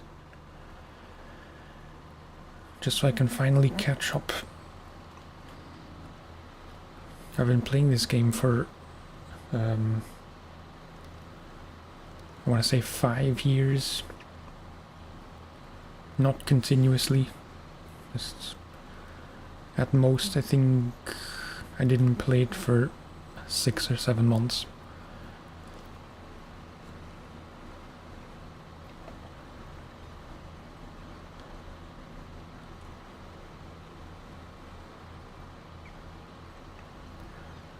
But yeah, it does feel like I will never fully catch up if I keep playing all the regions in order, which I would prefer to do.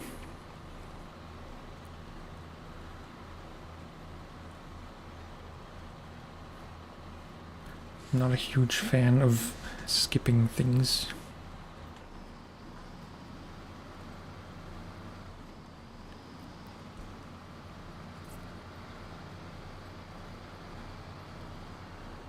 Maybe that ties in with what I said earlier, that I like to do things the way they're supposed to be done. Which, in a way, is also... I mean, that also includes playing all the regions in order, because that's the order they came out in.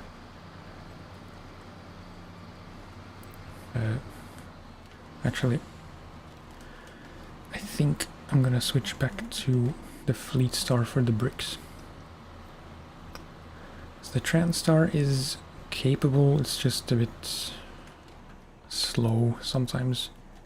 Like, not slow, just struggling.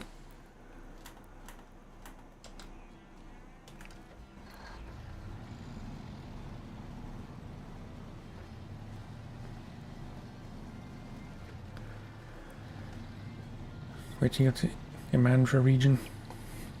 I've played through it once. From my memory, it wasn't so bad once you figured out the big shortcuts. The most useful shortcuts.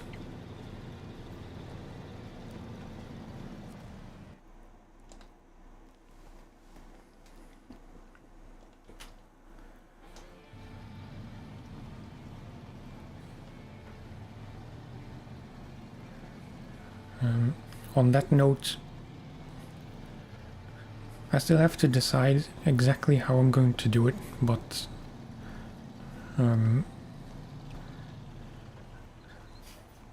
I will finish, or I will fully complete all 3 base maps during these streams. So just Tamir,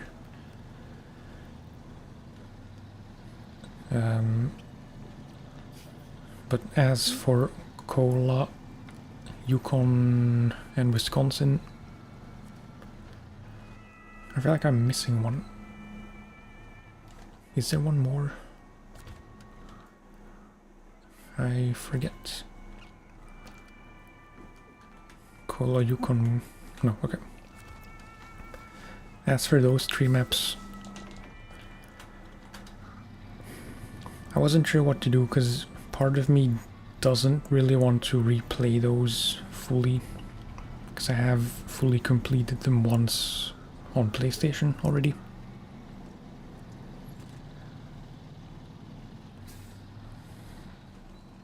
In a way, I suppose it could be interesting.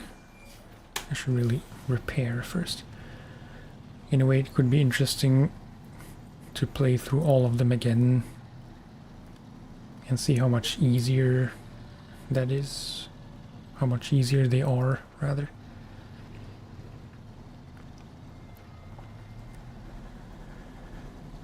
Because certainly some of the more difficult bits in Michigan and Alaska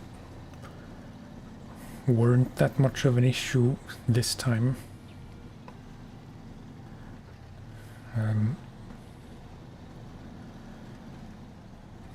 But I also didn't want to skip those regions because I know there are valuable upgrades to be had.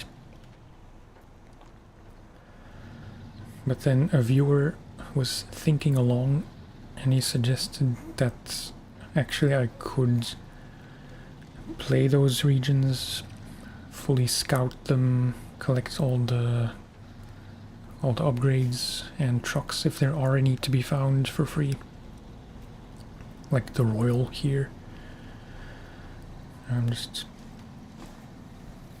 trucks that you can collect. I don't know if there are trucks that you would only get as a reward for completing certain missions. If so, I would likely do those as well, but it did make a lot of sense to just do the essentials and then move on to the next one, or more generally move on to regions I have never played before.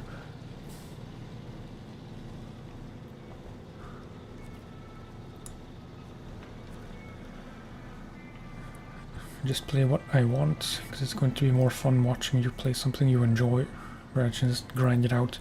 Yeah, there is that. I think I would still enjoy it. Like, it's hard to predict if there would be a point. Like, say I start Kola with the intention to fully complete it. It's hard to predict, Jesus, if there would be a point where I just couldn't deal with it anymore.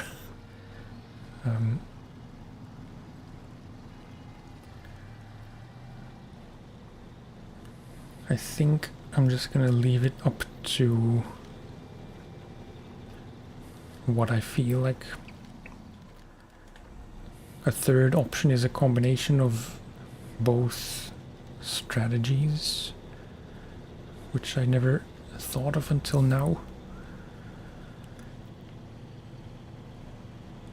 I mean, it ties in with the essentials plan to not fully complete them, but just grab all the valuable stuff and then move on.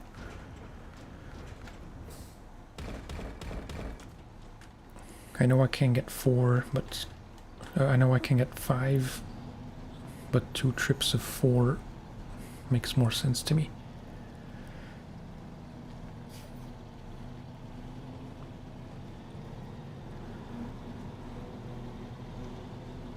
But yeah, so even if I would breeze through those maps, get the upgrades, get any trucks I can get there, like the Ford F750 and the all-wheel drive upgrade for the GMC, stuff like that. I think there is still one for the twin steer somewhere in Kola, but I forget which one. I think all-wheel drive.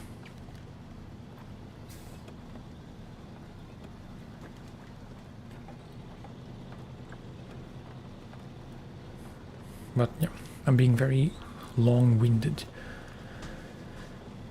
The point is, if I would play those regions like that, not fully complete them, just scout them and move on.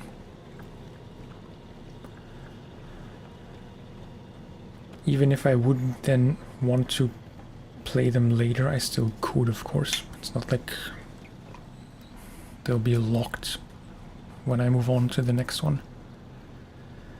Sometimes it feels like that, because typically you don't return to regions you've played because you finished them. But I don't like to skip around between regions at all. I just play one at a time.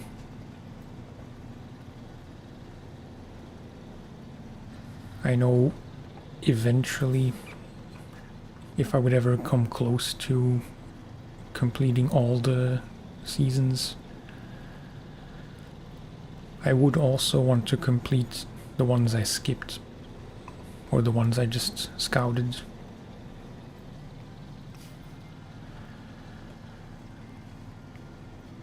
Anyway, that's not super relevant now, just thinking. There's still Tamir to do first, which I will fully complete anyway, because it's base game. Telemenaces rear wheel drive only. I have not. I haven't heard of that channel yet. I'm not like, I know some trucking related channels, like a tribe called Cars and maybe a few other ones. I know there's one, but I forget the name.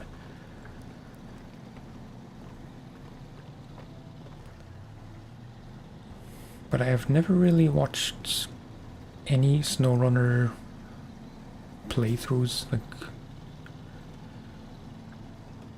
what I do watch about SnowRunner and most other trucking games as well is just kind of news and updates, like more technical stuff about vehicles, and not necessarily entire playthroughs.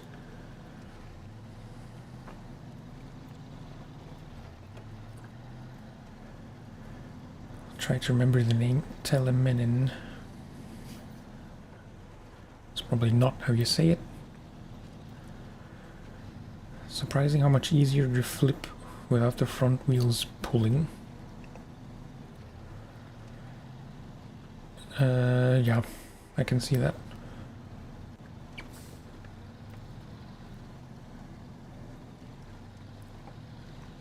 I don't know enough about the details of how trucks work or how trucks are supposed to work realistically. I don't even drive in real life. Which, I admit, does make it a bit ironic that I seem to focus so much on driving games.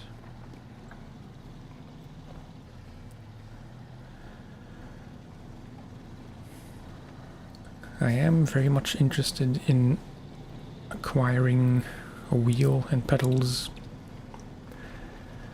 Not necessarily for SnowRunner,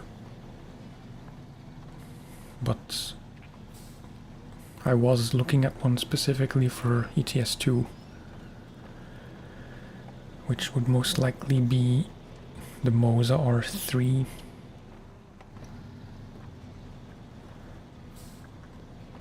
I was looking at the R5 trucking bundle, but that's like more than twice the price. And we're in the middle of a bit of a cash flow situation.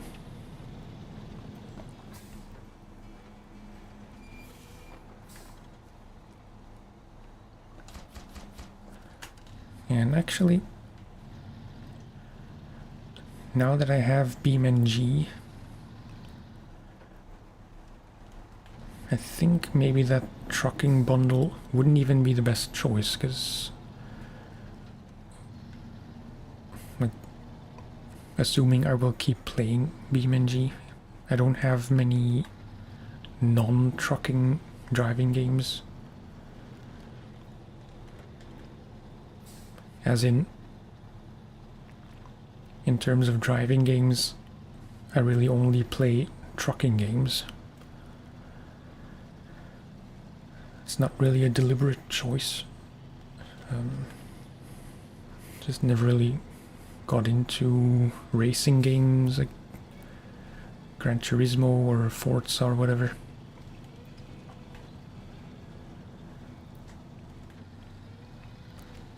But since the R3 is a regular wheel, I guess it would work better, or it would make more sense for normal, non-trucking driving. In BeamNG specifically.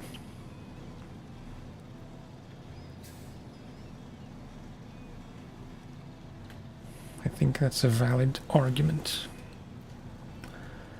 Because the R5 trucking bundle does have the bigger wheel and the more powerful base thing, motor.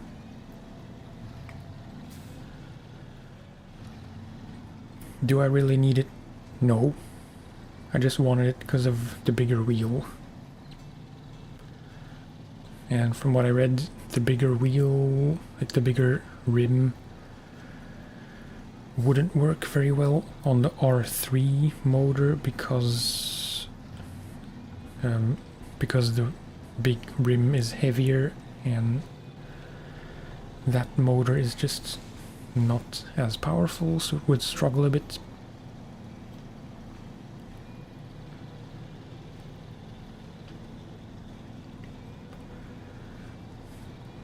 I guess best case would be the R5 with the big truck rim and a smaller rim for normal driving.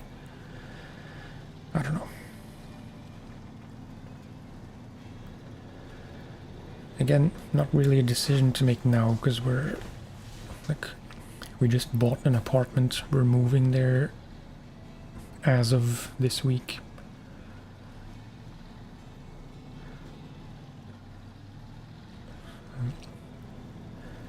I don't know when we'll be living there definitively.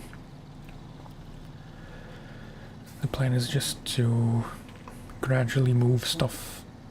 We have a date planned for the big stuff this Friday. But technically we have until the end of September to be fully moved out here. Thank you. I'm not gonna go into much detail because I said at the start of the stream that I was streaming today to distract myself from all the practical worries.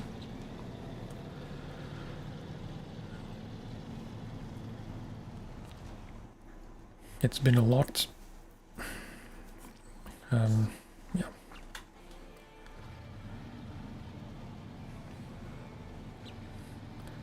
It's been a very stressful few months, and I didn't want to have that on my mind for a few hours.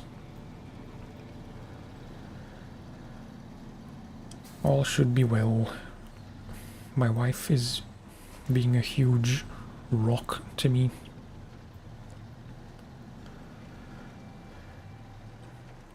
Because, yeah, I have autism and a lot of anxiety related stuff because of it. I have been very worried about pretty much everything related to the whole house, well, apartment purchase and moving, getting this place in order in time, having people over to visit the house, like prospecting buyers, not buyers, prospecting tenants, which we have to accommodate. All the financial stuff, it's just been really a lot. I know I keep talking about it when I said I didn't want to, so I'll just leave it there.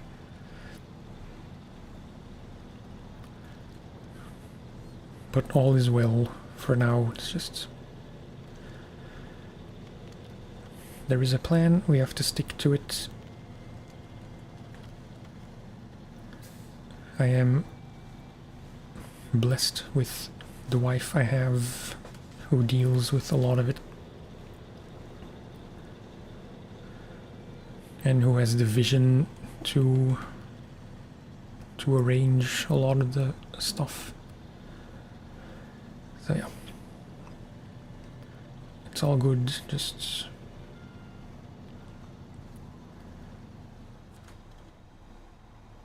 I don't know how to finish that sentence. It's been good, just a lot to deal with. Do I have a favorite truck?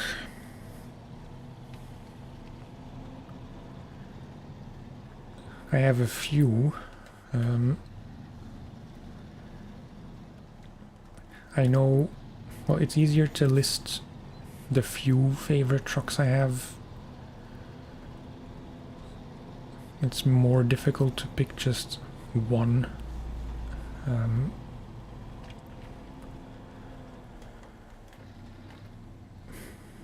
In terms of Russian trucks, it's really been too long, because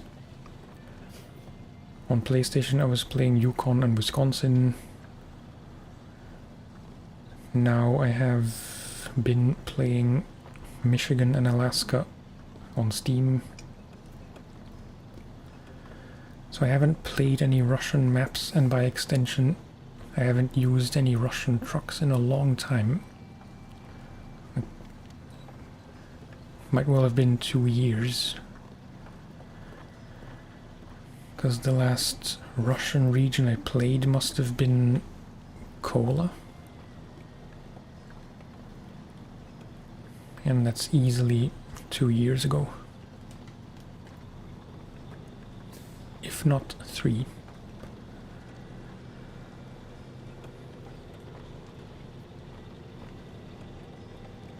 But yeah,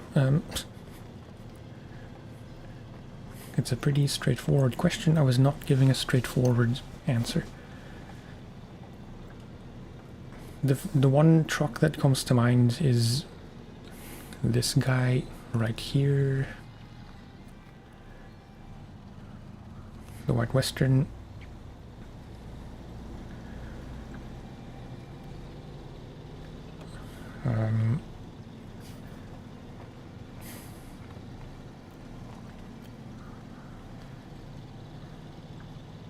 just for convenience and because it's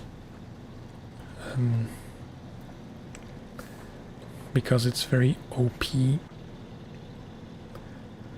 I have to mention the 745C, especially now that they have all these extra add-ons, which I found out about too late.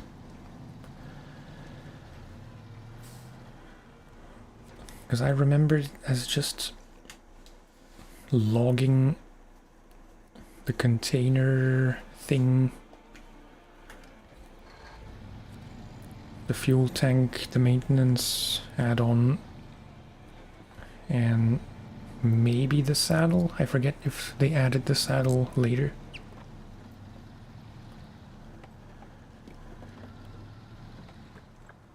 But yeah, now that the 745C has a 2-slot bed, that makes it all the more interesting. Although I rarely use it with that bed, because it's most times it seems a bit unnecessary. It's not my favorite truck to drive, it's just when all other ones fail, that one can almost always get it done. I like the P16 as well.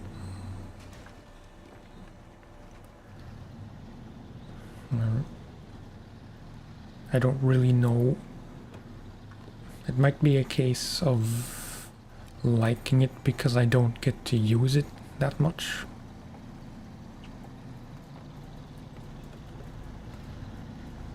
Because, you know, what's the expression? Absence makes the heart grow fonder.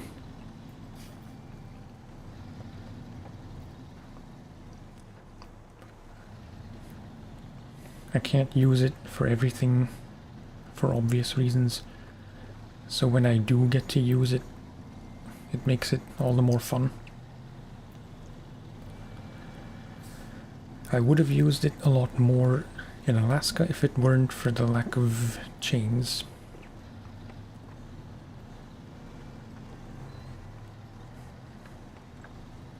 I didn't specifically try it very much, but I did remember a lot of struggles on uphill iced roads where it just wouldn't move forward and I had to winch from every single telephone post.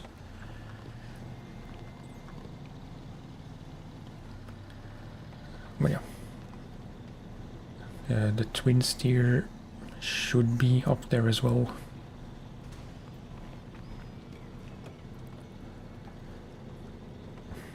I think I like many trucks, if not most of them, because I like the Kodiak because it's a bit weird. I like the P16 because it's massive and can do pretty much anything with its add-on restrictions in mind.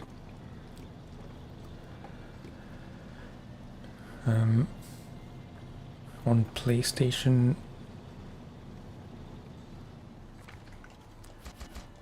I'm pretty sure the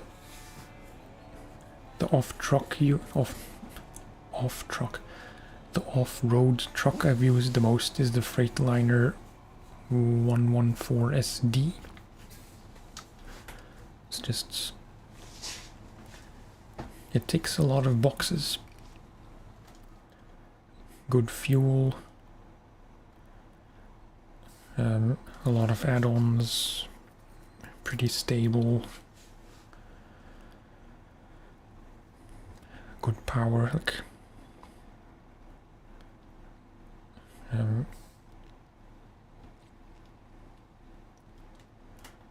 the Royal I've really come to appreciate in this playthrough, because on PlayStation I never used it that much. By the time I found it, I forget which truck I had already, but I already had some other off-road truck. And very likely I was also put off a bit by the lack of diff locks, which is not a huge issue if you know how to drive, but it's nice to have. But yeah, really, I came to Alaska very early on in Michigan specifically to get the Royal.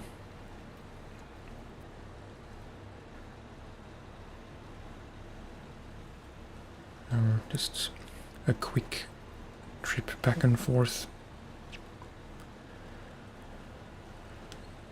And it has done most of the work for sure in Michigan, maybe also in Alaska.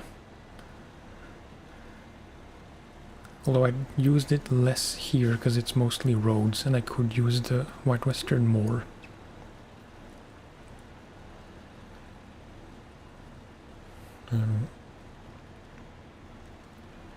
I don't know if I started talking about the P6, the twin steer, but I feel like that should get a mention as well. It's not the easiest truck to drive by any stretch,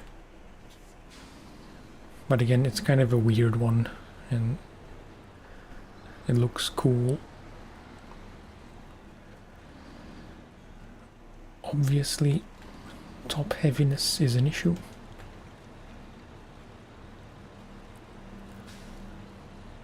Sometimes an issue that you can't really overcome.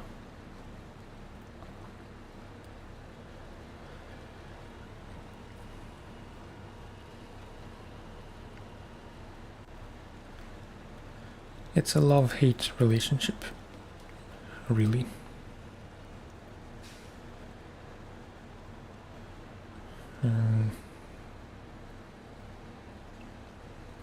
Transstar, as mentioned before,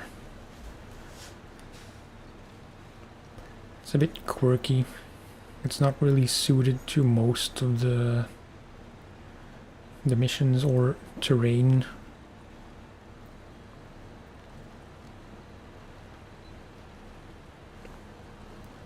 But what few things it can do, which is just road stuff and some light off-roading, it is very good at that.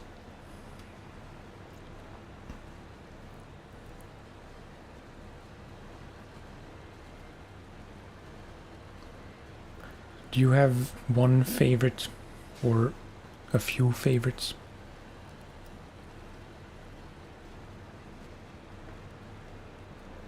In terms of Russian trucks, I can't really say.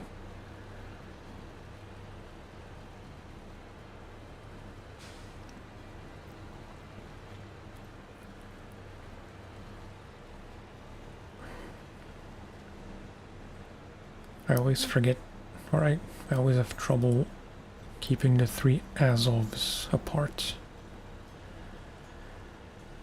But I do like the 10-wheel one. I don't know if that's the 6 or the 7 or the 5.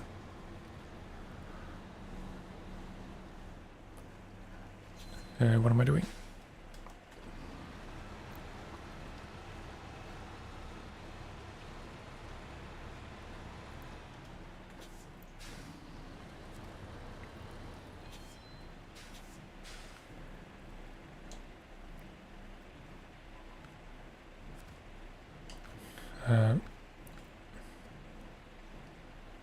Oh really?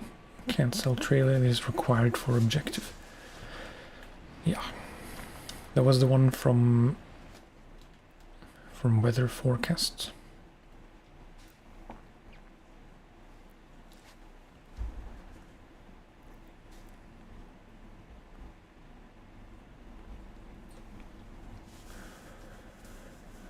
Kodiak P16 Freightliner FLD.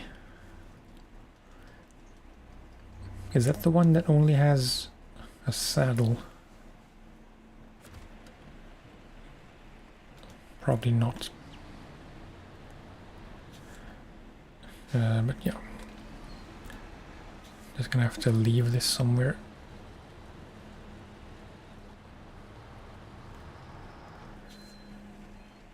The one concession I did make in terms of completion is that I told myself I was not going to try and get gold for all the contests.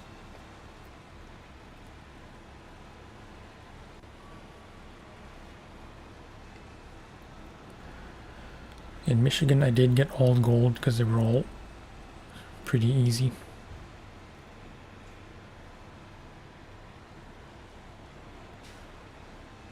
But yeah, there are a few rotters in Alaska, like weather forecasts.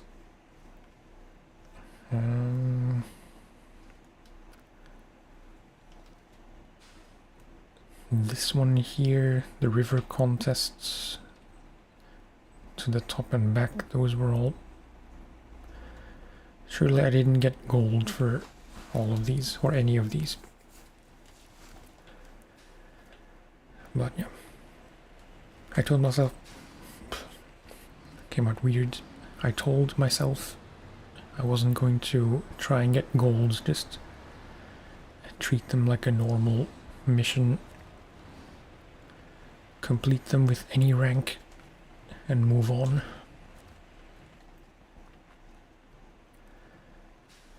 I do want to do them just for the completion percentage. It would bother me if if it didn't say 100%. But yeah, just not worth it.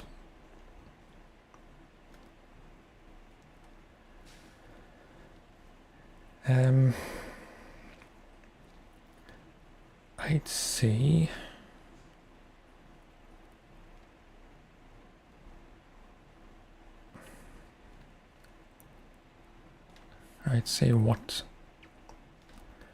Because we are officially done. Alaska 100%. All that's left to do. I kind of breezed over that. I didn't stop to smell the roses when we finished the last contract.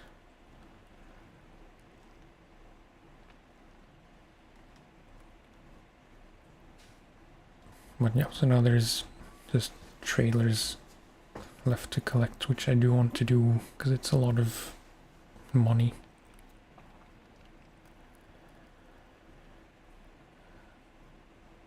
But I'm not sure I want to do that now because there's a few more in this map. A few more here. Quite a few in Northport. And a few in Pedro Bay.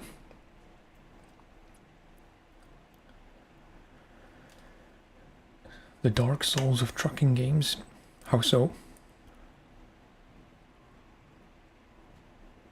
I think I can see what you mean, but not 100% sure I do.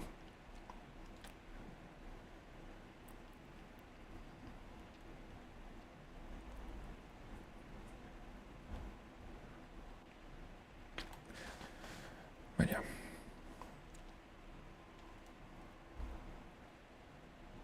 Is there a trailer store? Yes. So we should be able to do this map per map. There's 2 trailer stores here. Oops.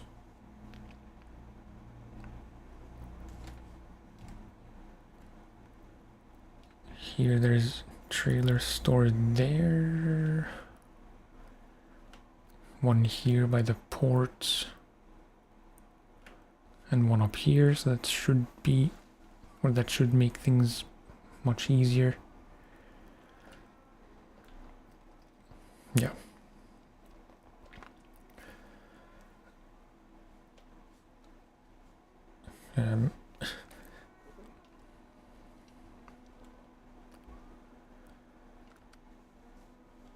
I'm trying to move back to any truck.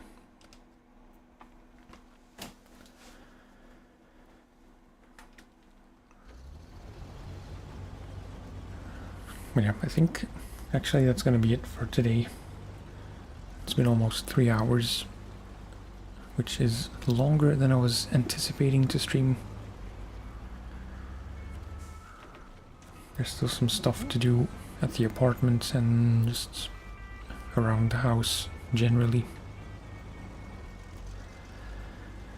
So it's back to reality, I'm afraid. Yeah, like I said, I might do all the trailer collection and selling in the next stream, whenever that's gonna be.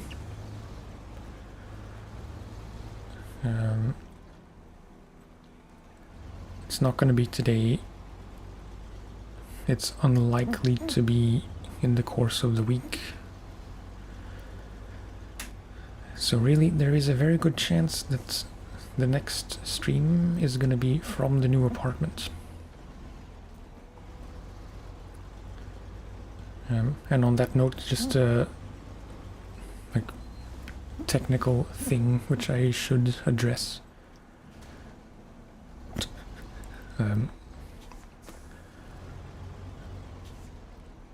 Internet is gonna be quite a bit worse, because where we currently live we have fiber.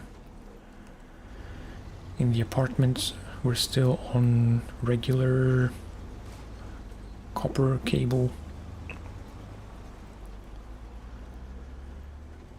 So yeah, we'll have to wait until they get round to installing fiber in that neighborhood.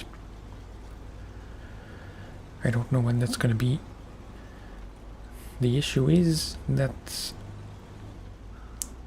currently I'm multi-streaming. I have been multi-streaming for the last few months. But I don't know if that's going to be possible there with that internet, because it's like, I think 20 meg upload.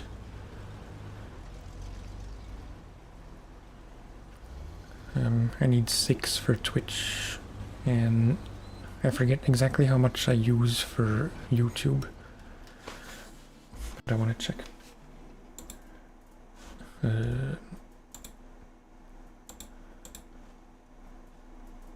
12. So yeah, I need 18 total for Twitch and YouTube combined, plus some overhead for fluctuations and such. So really, I'm not sure if 20 is gonna be enough, because I thought, from what I read, if I remember correctly, you want kind of 2/3, or I don't know how to explain.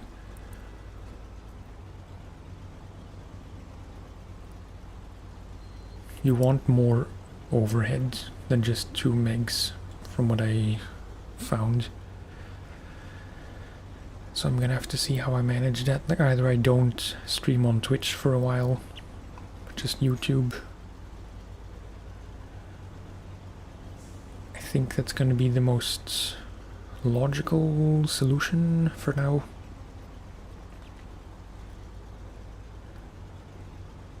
I totally forgot to make a screenshot. I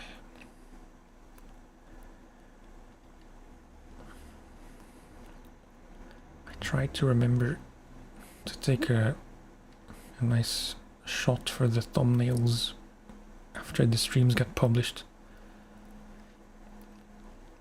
But then from the non-dented side,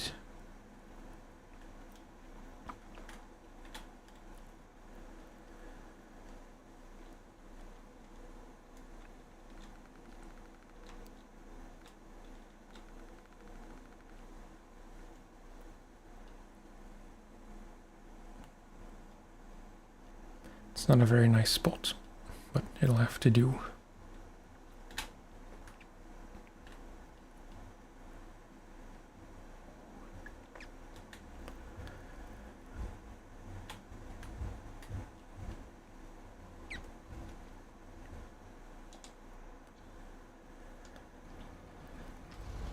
long story short,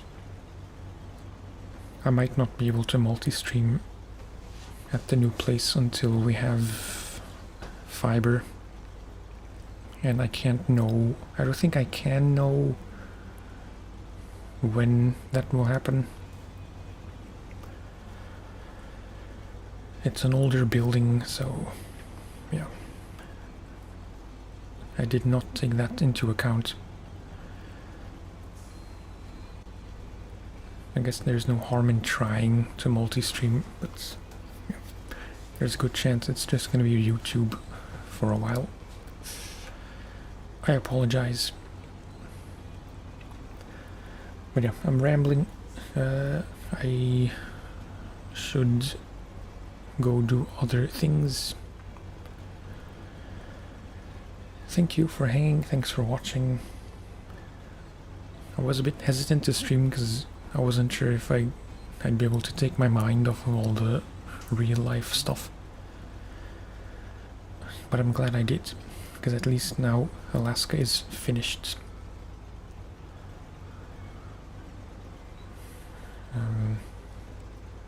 Like I said, I don't know if I will do the trailers off stream, because it's not all that interesting. That way next time we can just pick up in Tamir. That's most likely, but we'll see. If I don't get round to playing SnowRunner at all by the next stream, in any case, I will do the trailers still, just, you know, remains to be seen. Thank you for hanging, thanks for the chat.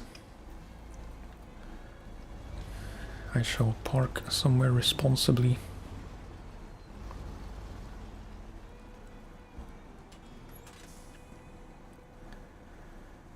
And yeah, that's gonna do it for now. Thank you, and I'll talk to you next time. Bye-bye.